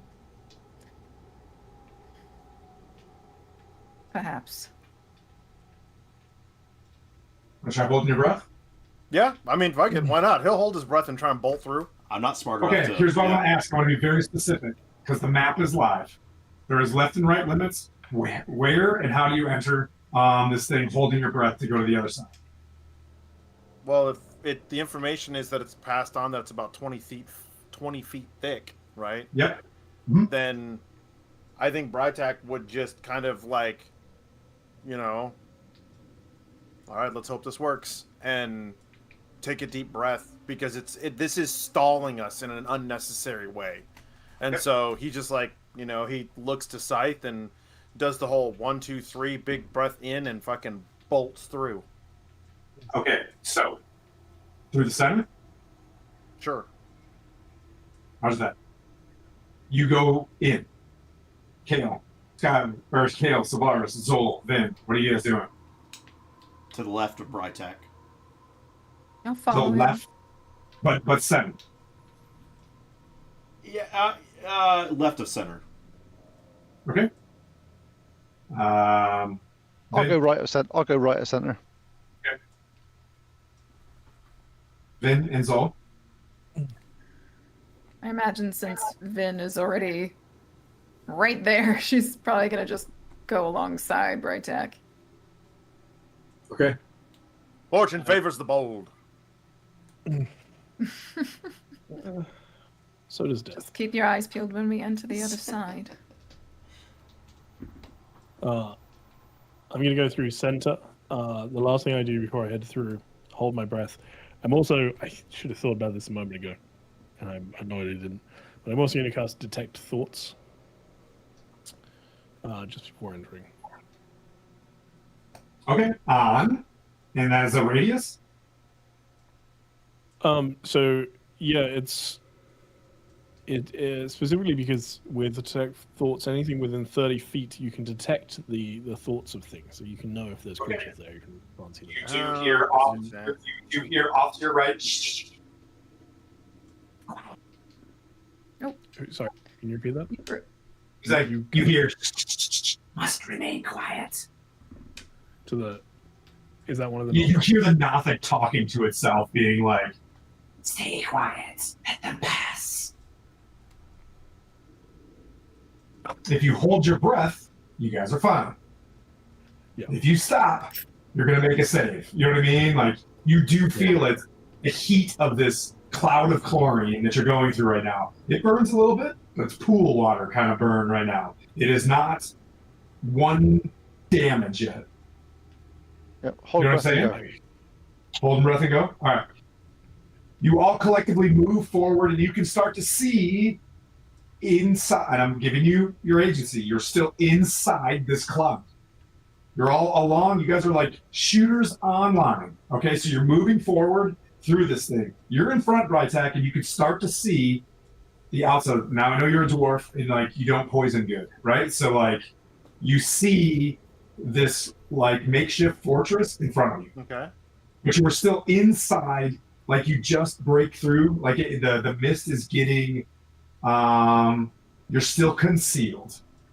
I'm going to offer this to you. You run through, you get to the edge of this steam, this poison cloud, and you're still concealed. You can see your buddies to your left and right and a V behind you because you took the first steps. Yeah. Right? I'm giving you control here. You are not seen. You are still in the concealed side of this. If you take a moment, you will start getting poisoned. Does that make sense? Yeah. I mean, he's not. He's just going to clear it.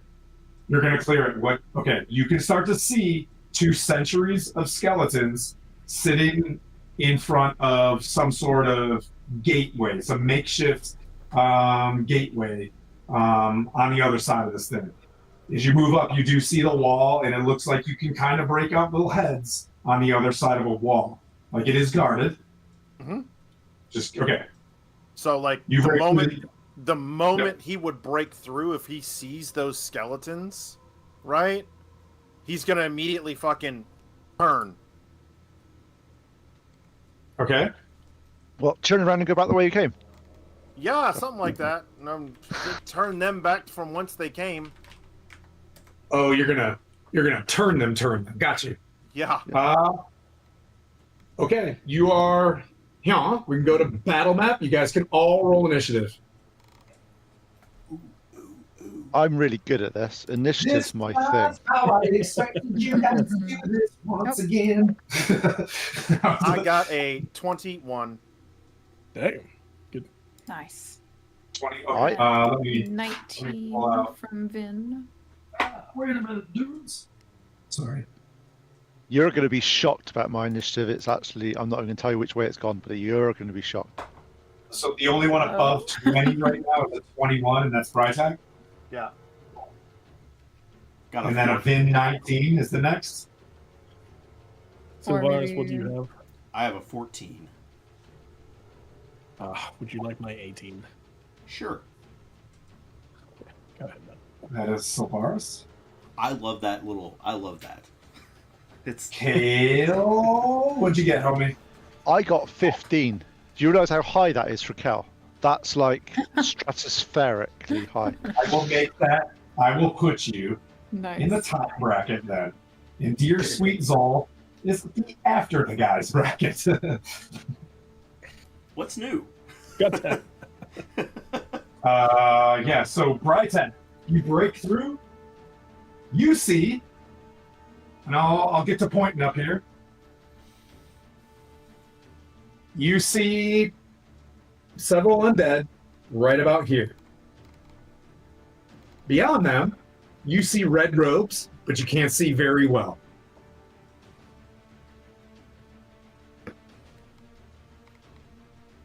Right now, you guys have what I would consider surprise. So there you are. You're in the front. How close do you want to get to these skellies? I'll give you, dagger heart movement. Like there is a map, but I want you to be like, hey, I want to stay in melee. I want to stay at range. I want to, you know what I mean? Like you get the choice. You can get right in between those two skeletons, and I can give you your 30 feet of turn on deck.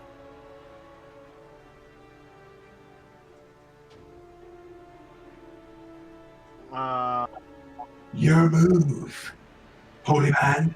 Well, no, I'm trying to find my basic. I did that to my priest last weekend, and he shoved away from me. It's like- I'm trying to find on this damn sheet where my turn DC is for those guys to make their save. Okay, yeah.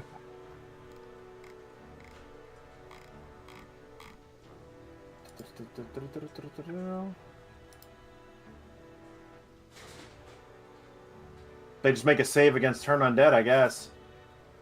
Sure. Oh, turn DC of death? 14, there it is. Yes, sir. I will do a collective one, if you don't mind. There are several. Are they, first off, are they regular skeletons? They're either they are, you know what I mean, like just out of basic training skeletons. These are, you know what I mean, cool. they got a mosquito wing on them. They just need to Yeah. they need to just make their save. Okay. They collectively rolled a 10. I'm assuming that's not good. What happens? They explode. Okay. You guys here, is it 30 feet from center of mass? What's that? Is it 30 feet? Yeah. You hear Then, like all of them within 30 feet just immediately just disintegrate. They are just Okay. they are destroyed. Nice. so there were 4. They are now dust right here. That is. Hang on. One sec. I love this music, by the way. It's really growing on me.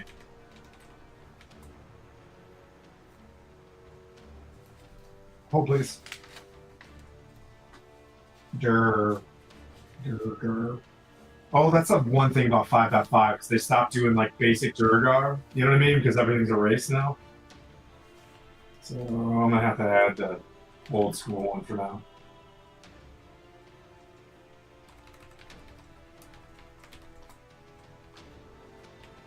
Okay. Not that there's a Durgar in there, because there's not. Sorry, I was talking a lot and I shouldn't have. All right. That brings up anything else you want to do? Right then, as you I mean, that's his action. So, Yep. like, outside of that, the only thing he would do is cast Spiritual Weapon. Okay, and then I'm assuming that's a hammer. It's a long sword, or I mean, correction, it's a hand and a half sword. Hand and a half sword. Okay. Where do you put it? That is the favorite weapon of Kellenvor. Does that sword begin with a B? Yes, I do believe it does begin with a C. I mean a B. Yeah. A B. A B. Yeah. In a British accent, it's a bastard. It's a total bastard, that sword. Where do you want to put this? As you arrive up here, you see so it pops out within 20 feet of me. in front. So, yeah, so it would be 20 feet in front of me. Okay, there is a spiritual Kellenvor blade in the center of this passage here. Yep. I am going to add just a little bit more. I kind of like it being dark because that makes you guys have to be the characters as well, but I'm going to add just a little bit of light.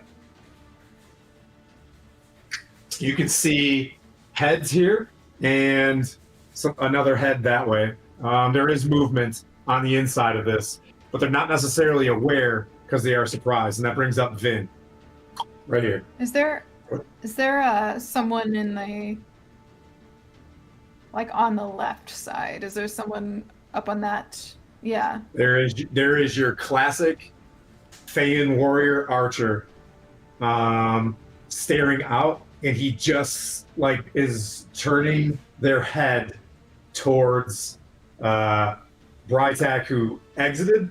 They're still surprised, right? They're just taking a moment. They're not even raising their bow yet. They're just noticed this happened.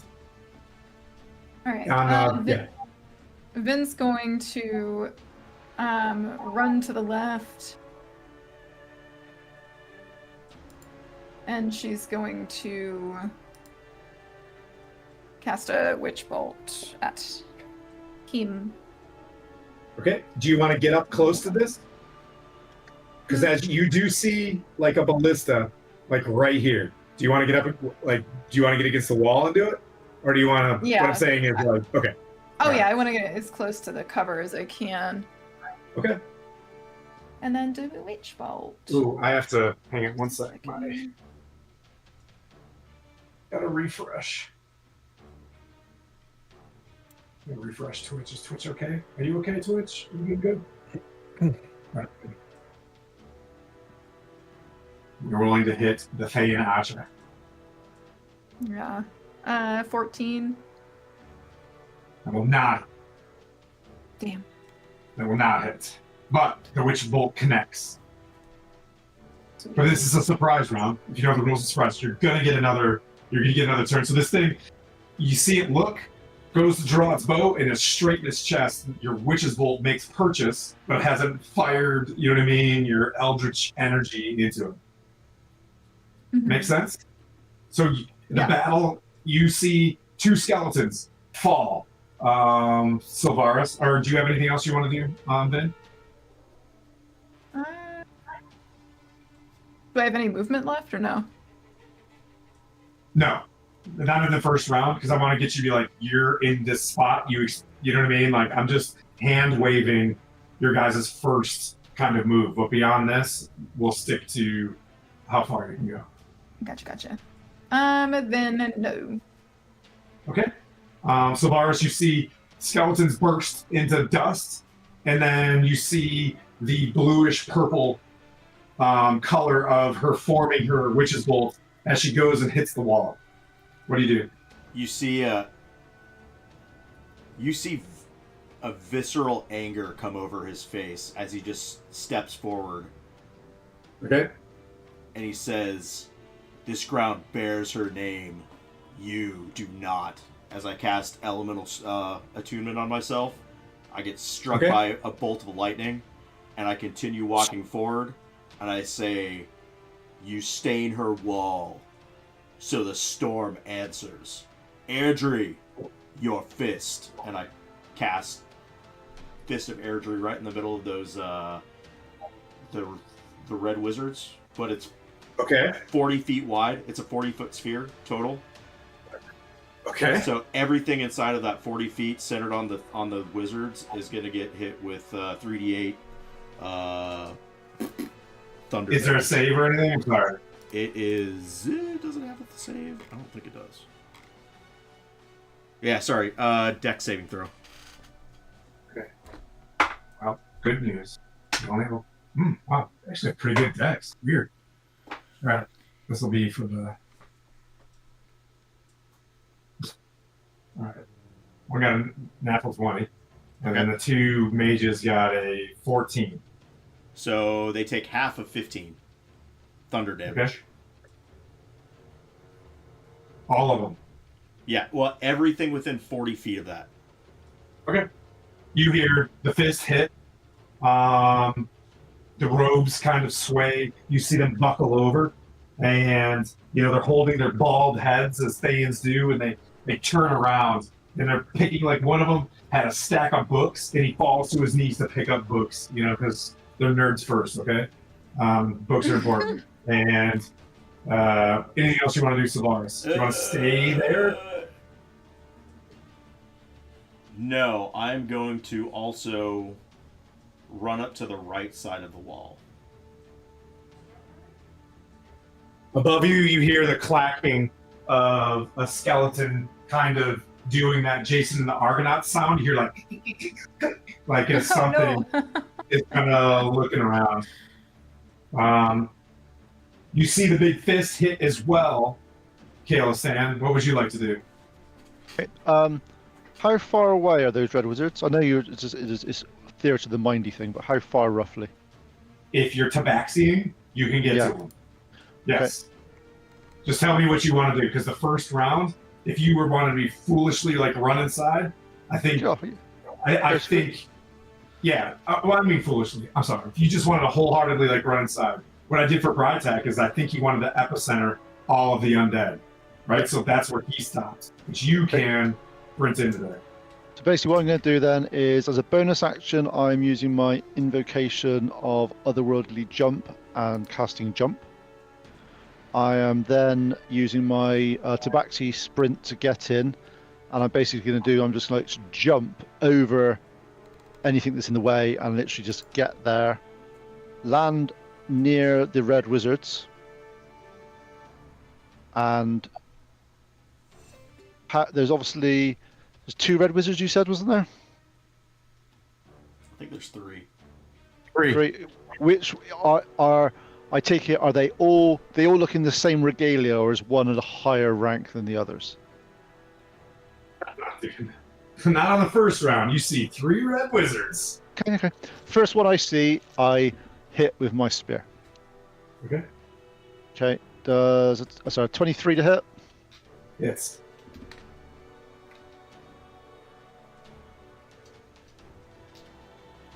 A 19 radiant damage. 19 radiant damage. Okay. Ooh, interesting.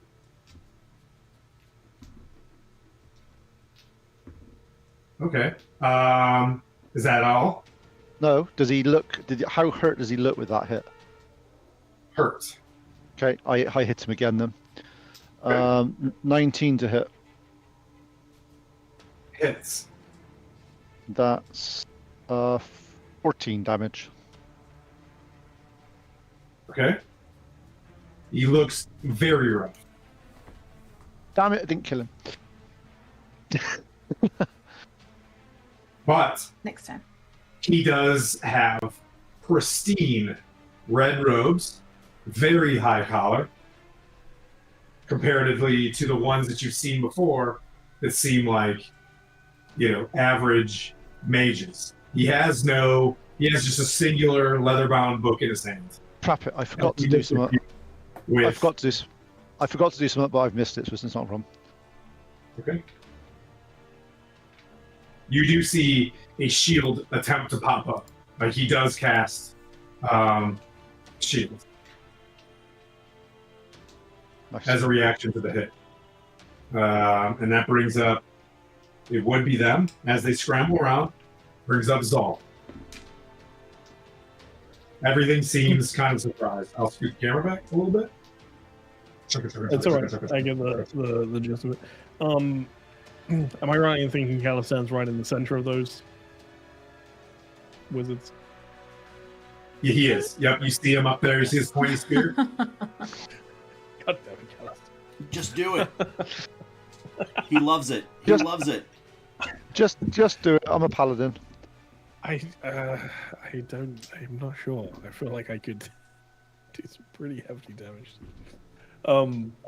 There's stuff on the walls as well. Is there any other big forces that I'm not seeing on this map, potentially? Just from the outside in, you do see a ballista, right? You see an extraordinarily huge siege engine off to the side, right? See the one on the right looks like a massive catapult or ballista, and then there's a smaller one for like close in. You do see some sort of dude manning it, just kind of swiveling it. This thing looks like it takes maybe a time to work. This one looks like more immediate. Gotcha. All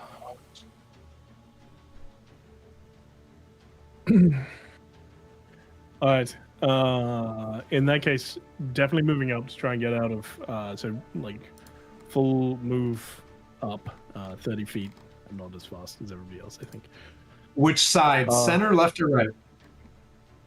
Slightly to the right. So like following Sylvaris. And bonus action as I move forward, just calling upon flame and sorceress blood to wrap myself in some flames, and eyes go full gold in this moment. Nice. And I'm going to try and keep things locked down for a moment. So I will call out to a few of the people here, just saying,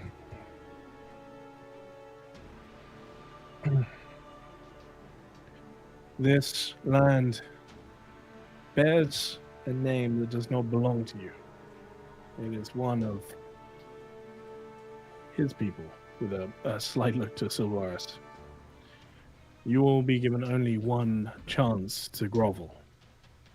And with that, I'm going to upcast command. Okay. So I need all of the wizards and the one manning that ballista to roll me a wisdom save, please. Is this a spell? Yes. Counter spell. All right, roll it. I can never We're gonna remember how go to with. We're gonna go with. Yeah, I guess it's third level, I believe. Does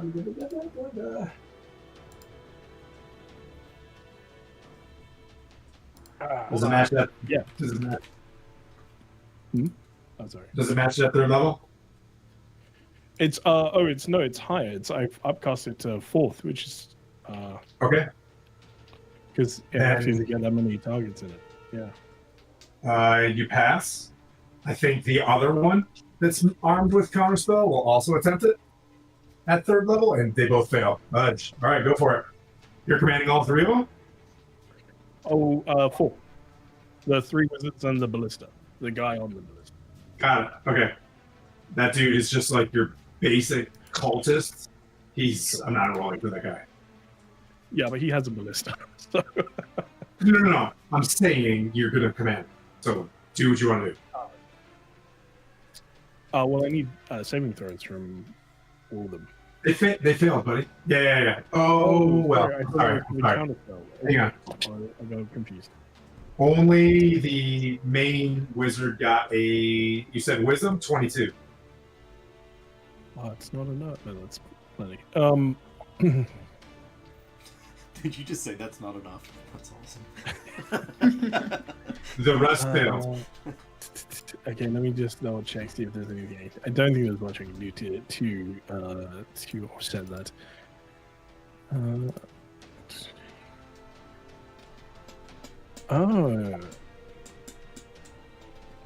So the target. I take that back. Apparently, this is not a.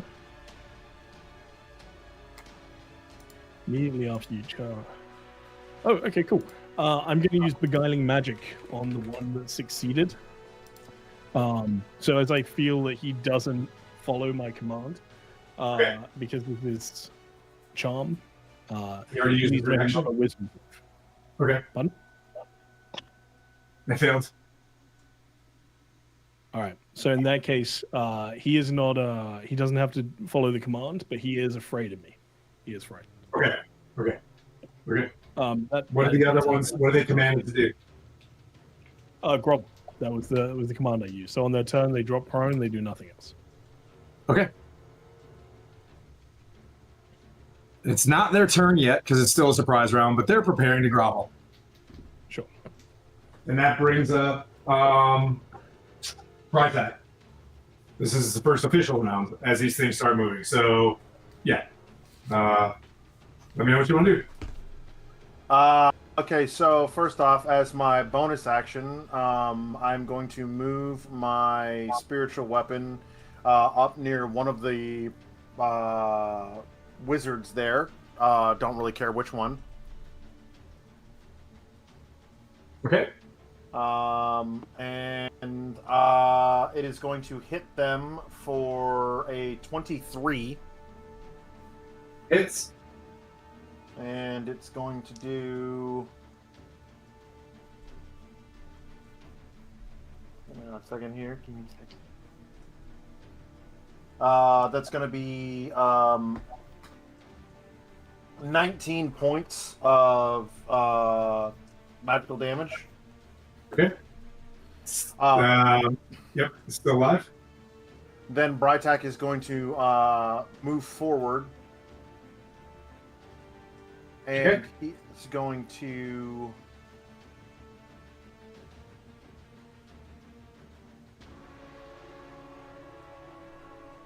Make sure I got this right. Okay. Can he get to, like, touch? Or, well, actually, no, I don't need to. Yep, there you go. He is... Which one of those wizards looks the worst? The one that Kale is pulling a spear out of, and it's like buckling over and grabbing a book and preparing to. You can see like mist around him forming. There's my target. I'm going to hit him with a blight. Okay. I need him to make a con save, please. Okay. Jeez, these dice suck. A 2! A 2! Two? A 2! A 2! Alright, cool. Alright, so... I can't believe you guys get away with this bullshit. I set up a perfect stealth mission, SAS style for you guys, and you just hammered. That is going to be... is he undead? No, he is a Thayan. He's a Thayan. Okay, cool. Alright, so he is going to take 42 points of damage. Oh my god. Holy He's crap. not taking 42 points of damage. He's taking a dirt nap. He's you. What did you do with Blight? He goes like, and just turns into jerky. How do you do this? Yeah. Yeah. He basically, he, for lack of a better term, pulls that scene from Indiana Jones and the Last Crusade. Oh, gross! Yeah. Where he fucking just kind of deteriorates Nice. right there in front of everybody. Okay. Yikes. I look at my spear when this happens and go, "That's new."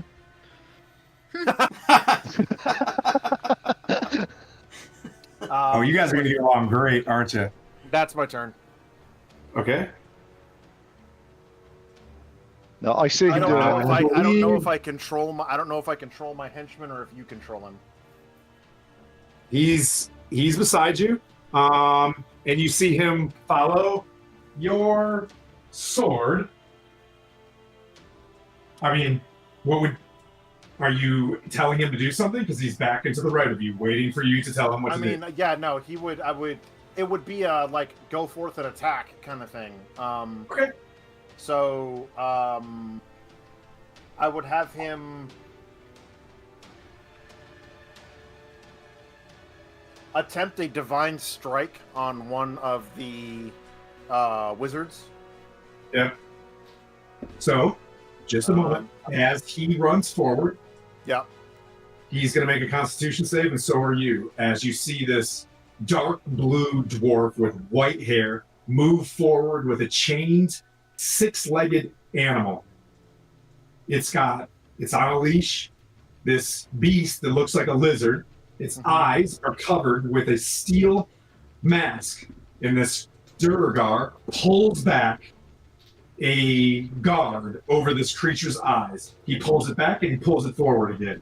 As this creature moves forward and gives you a basilisk gaze. So make a Constitution saving throw. For each of us? Yep. It's in a con. Alright, so for Scythe. Okay, he got a 19 for Scythe, and then I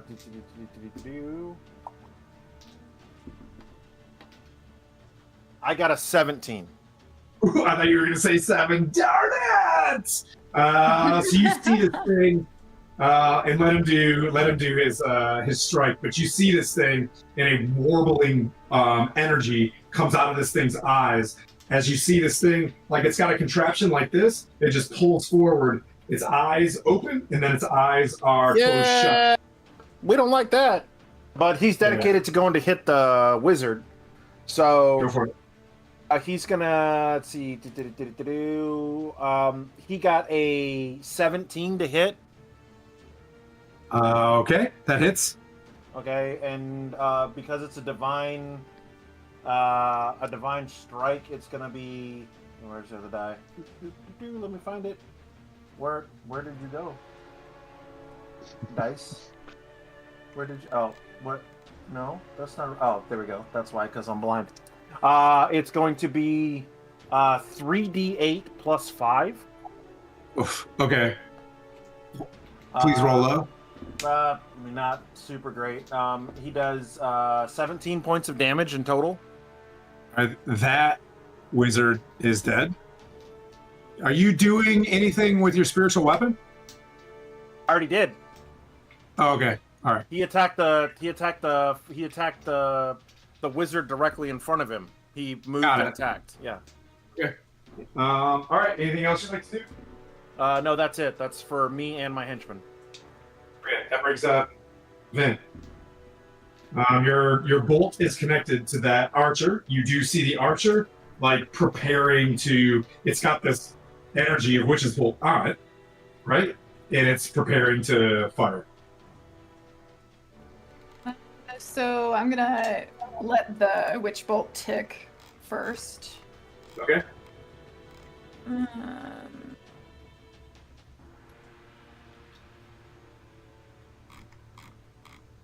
So it would be, hang on.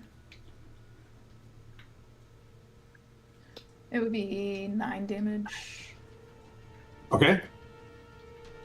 It does damage. You know what I mean? You see it wince, and then just pull the arrow taut back. Hey, Bill. Good to see you again, buddy. Let's say. How far away is he? That far. 30 feet. 30 feet? Okay. Yeah. You can move into whipping range or whatever you decide. You know what I mean? Like, it's yeah. Can I whip him from the ground? Absolutely. Okay, well, I'm gonna whip him then. I'm gonna fucking whip him from the ground. Okay. So I'm pretty sure it's like 16 plus 7. It's yeah. Let's see, is that right? Is it the right one? Yep.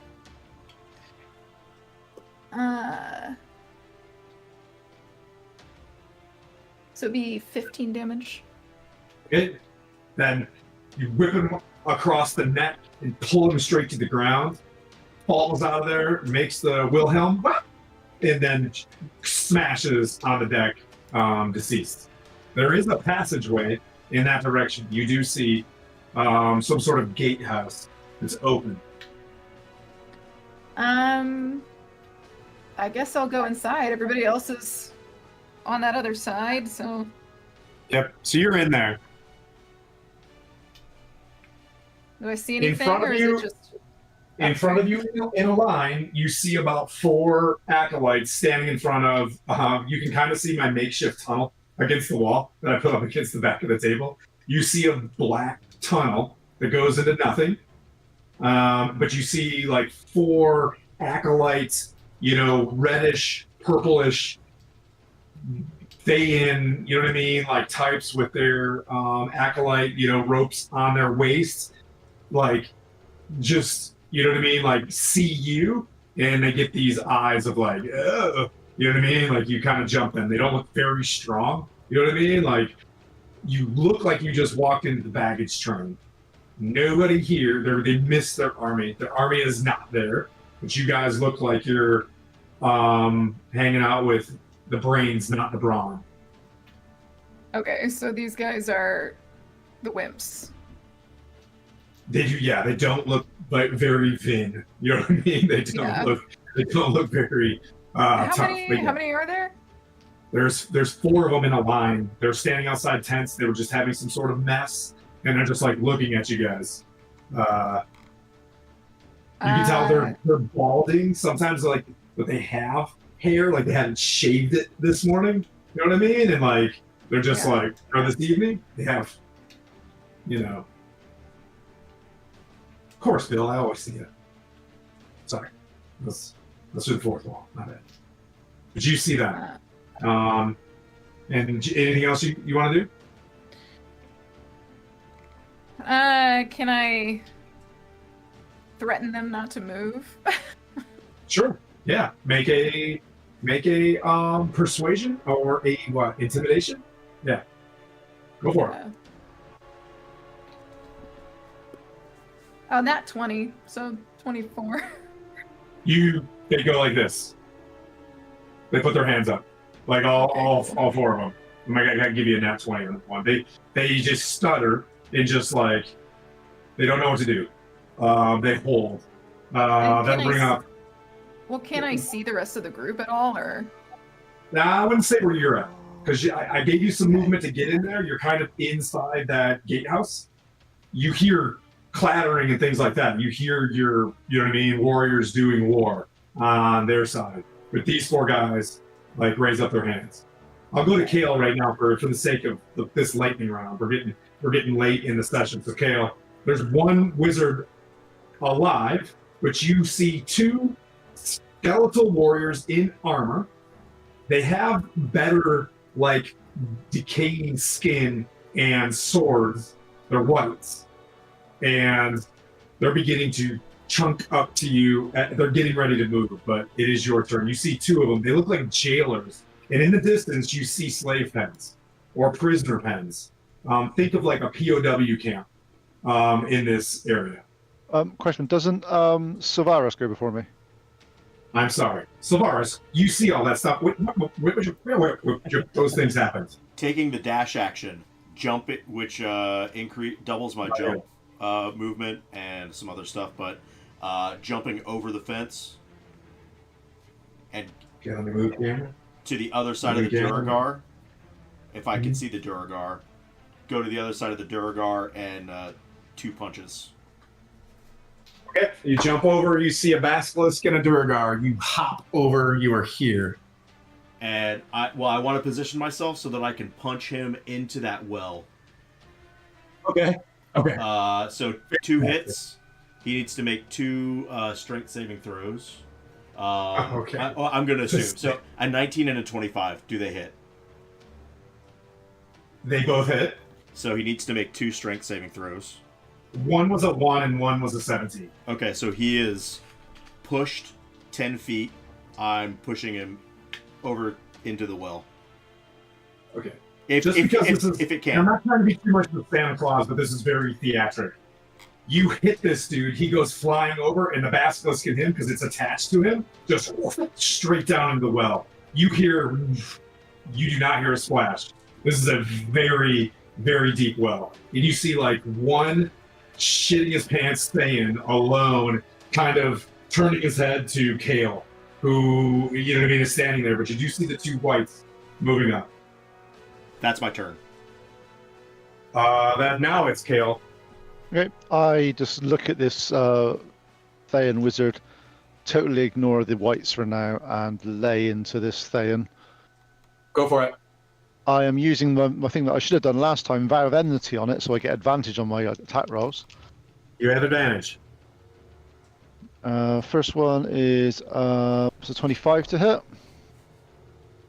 Yeah, that'll hit. Yeah, I hope so. I hope so, 'cause otherwise we're in trouble. I only dislike you, Pete. I see the chat.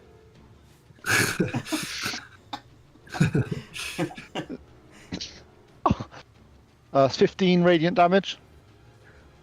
Okay. That one falls dead. They're not very buff. Okay, so that's No one those three. paid notice to my nice scaffolding that I put up on this tower, okay? I just want to just want to say we're trying to build a tower. What else would you like to do, Kale? So there's two whites near me as well then? Yeah, they're here and there. They both have turned, and in about the next round, they're going to be coming for you. Okay, the one that's nearest, I run straight towards him and hit him. You run up and you see a gallows and 4 pens. There seems to be 3 filled pens and 1 empty one. And then there's this bigger pen with 4 individuals inside of it. Okay, I'll sort of say, get to you in a second.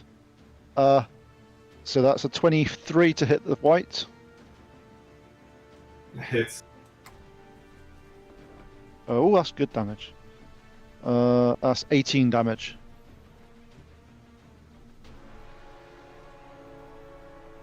He's still alive?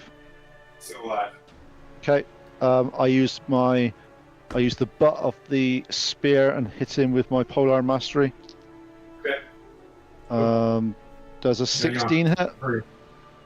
16 does hit. Okay, so that's 14 radiant damage. Okay. It's still up. It looks, as bloody as the white can be. They both attack. Anything else to do? I'm positioning myself there that I'm the side of the white away from the other white, expecting the white to run towards me and not flank. Okay. Oh, I understand what you're saying. Okay. They'll run up to you. Make 2 Constitution saving throws as they perform life drain. You have to hit me for that.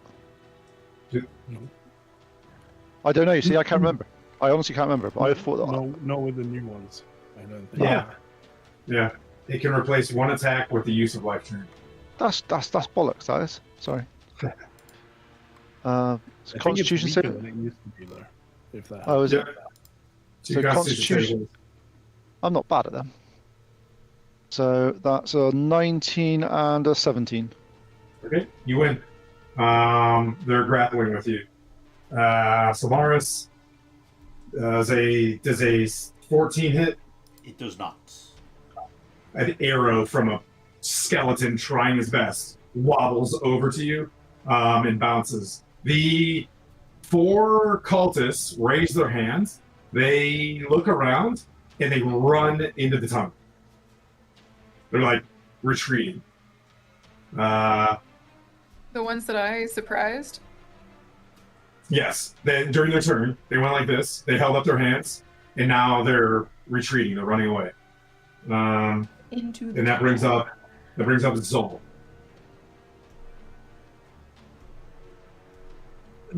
Let's go see what's going on in there. Just walk, through the gate. You see one cultist grovel to you as you walk by, and you see the 2 whites up on Kale, and that seems to be about everything that's left. I'll look to the injured white and throw some flame in that direction. Just Okay. casual flick as it Okay. With advantage, I rolled a 9 plus 18 in total. That hits.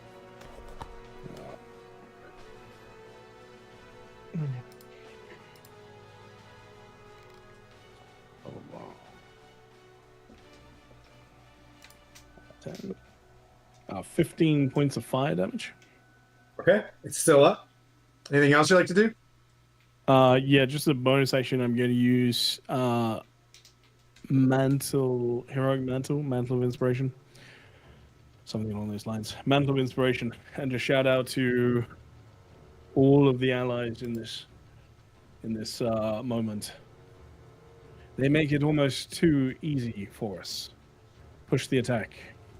Everybody will gain 8 temporary hit points, and can move as a reaction if you'd like to. Oh, okay. Do you want to move as a reaction, Brytek? And Vin? And Sylvaris. How far can we move? Up to your movement without taking attacks. We'll go ahead. Yeah. You guys can all move up to the whites if you want to. Do I get any kind of a reaction attack or like an opportunity attack for those? No. They were like 40 feet in front of you. They just surrendered for a second, and then they bolted. All right, so I'm gonna join my friends then. All right. You're within 10 feet. Everybody. All right, so we'll go final round here as you guys fight these fight these things, and we'll see kind of what happens with the whites and potentially wrap it up in the next round. So Brytek, what do? Do you got any power against these dudes? No, I mean, honestly, the only thing that I think that he would do is he would... let's see here. Which one is looking the worst at this point? The one on the right. Yep, there is one. Yep, for sure. It's looking rough. Okay. I think that he would just move his spiritual weapon over, make an attack. I'm assuming a 19 would hit. It does. All right, and then he would do 19 points of damage. Okay. On that one. That brings that one down. Okay, and then he would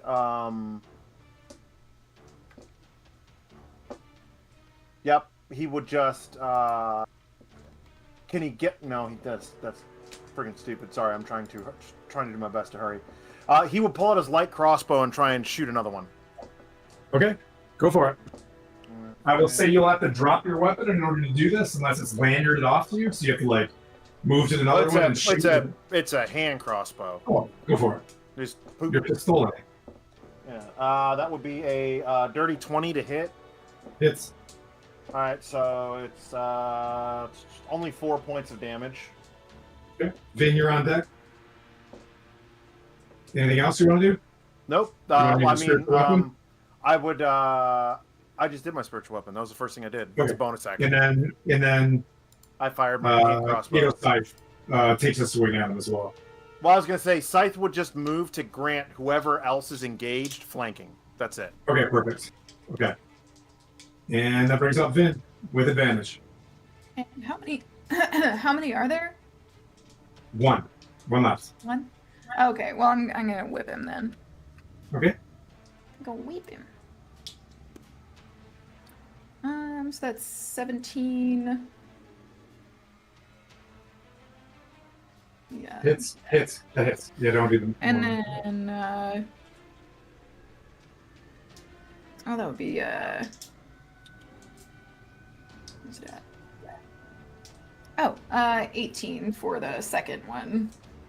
Okay, they both hit. Sweet.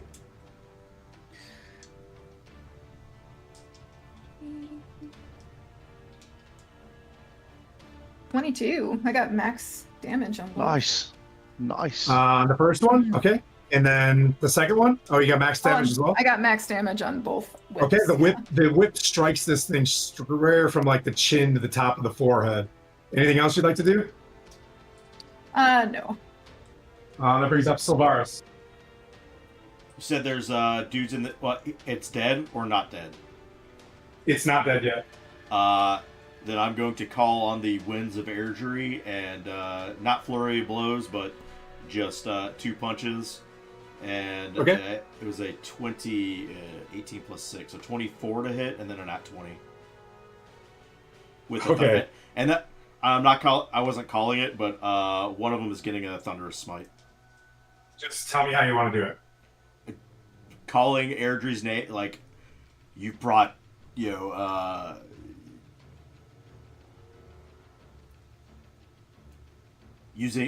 destroying Airdrie's, palace, whatever, and just straight through his chest. Okay. Punchy. This thing collapses. And then we go back to the normal net. We fall out of combat as there's some scurrying that goes on. As this is a very small camp. It was a place that was bustling at one point in time. It looks like it's just a holding pen. You see 2 passages. You see under a hollowed out passage chiseled by brutal determination. Durgar, the out of the Drow's enslavers, labor-intensive brutalist, not the craftsmanship of fine dwarves. Char, soot, iron, and fast and cutting. They work. Ahead leads to something crucial to industry. And then you see, Vin, exactly what Thorin was talking about. A sheer slate rock that extends upwards.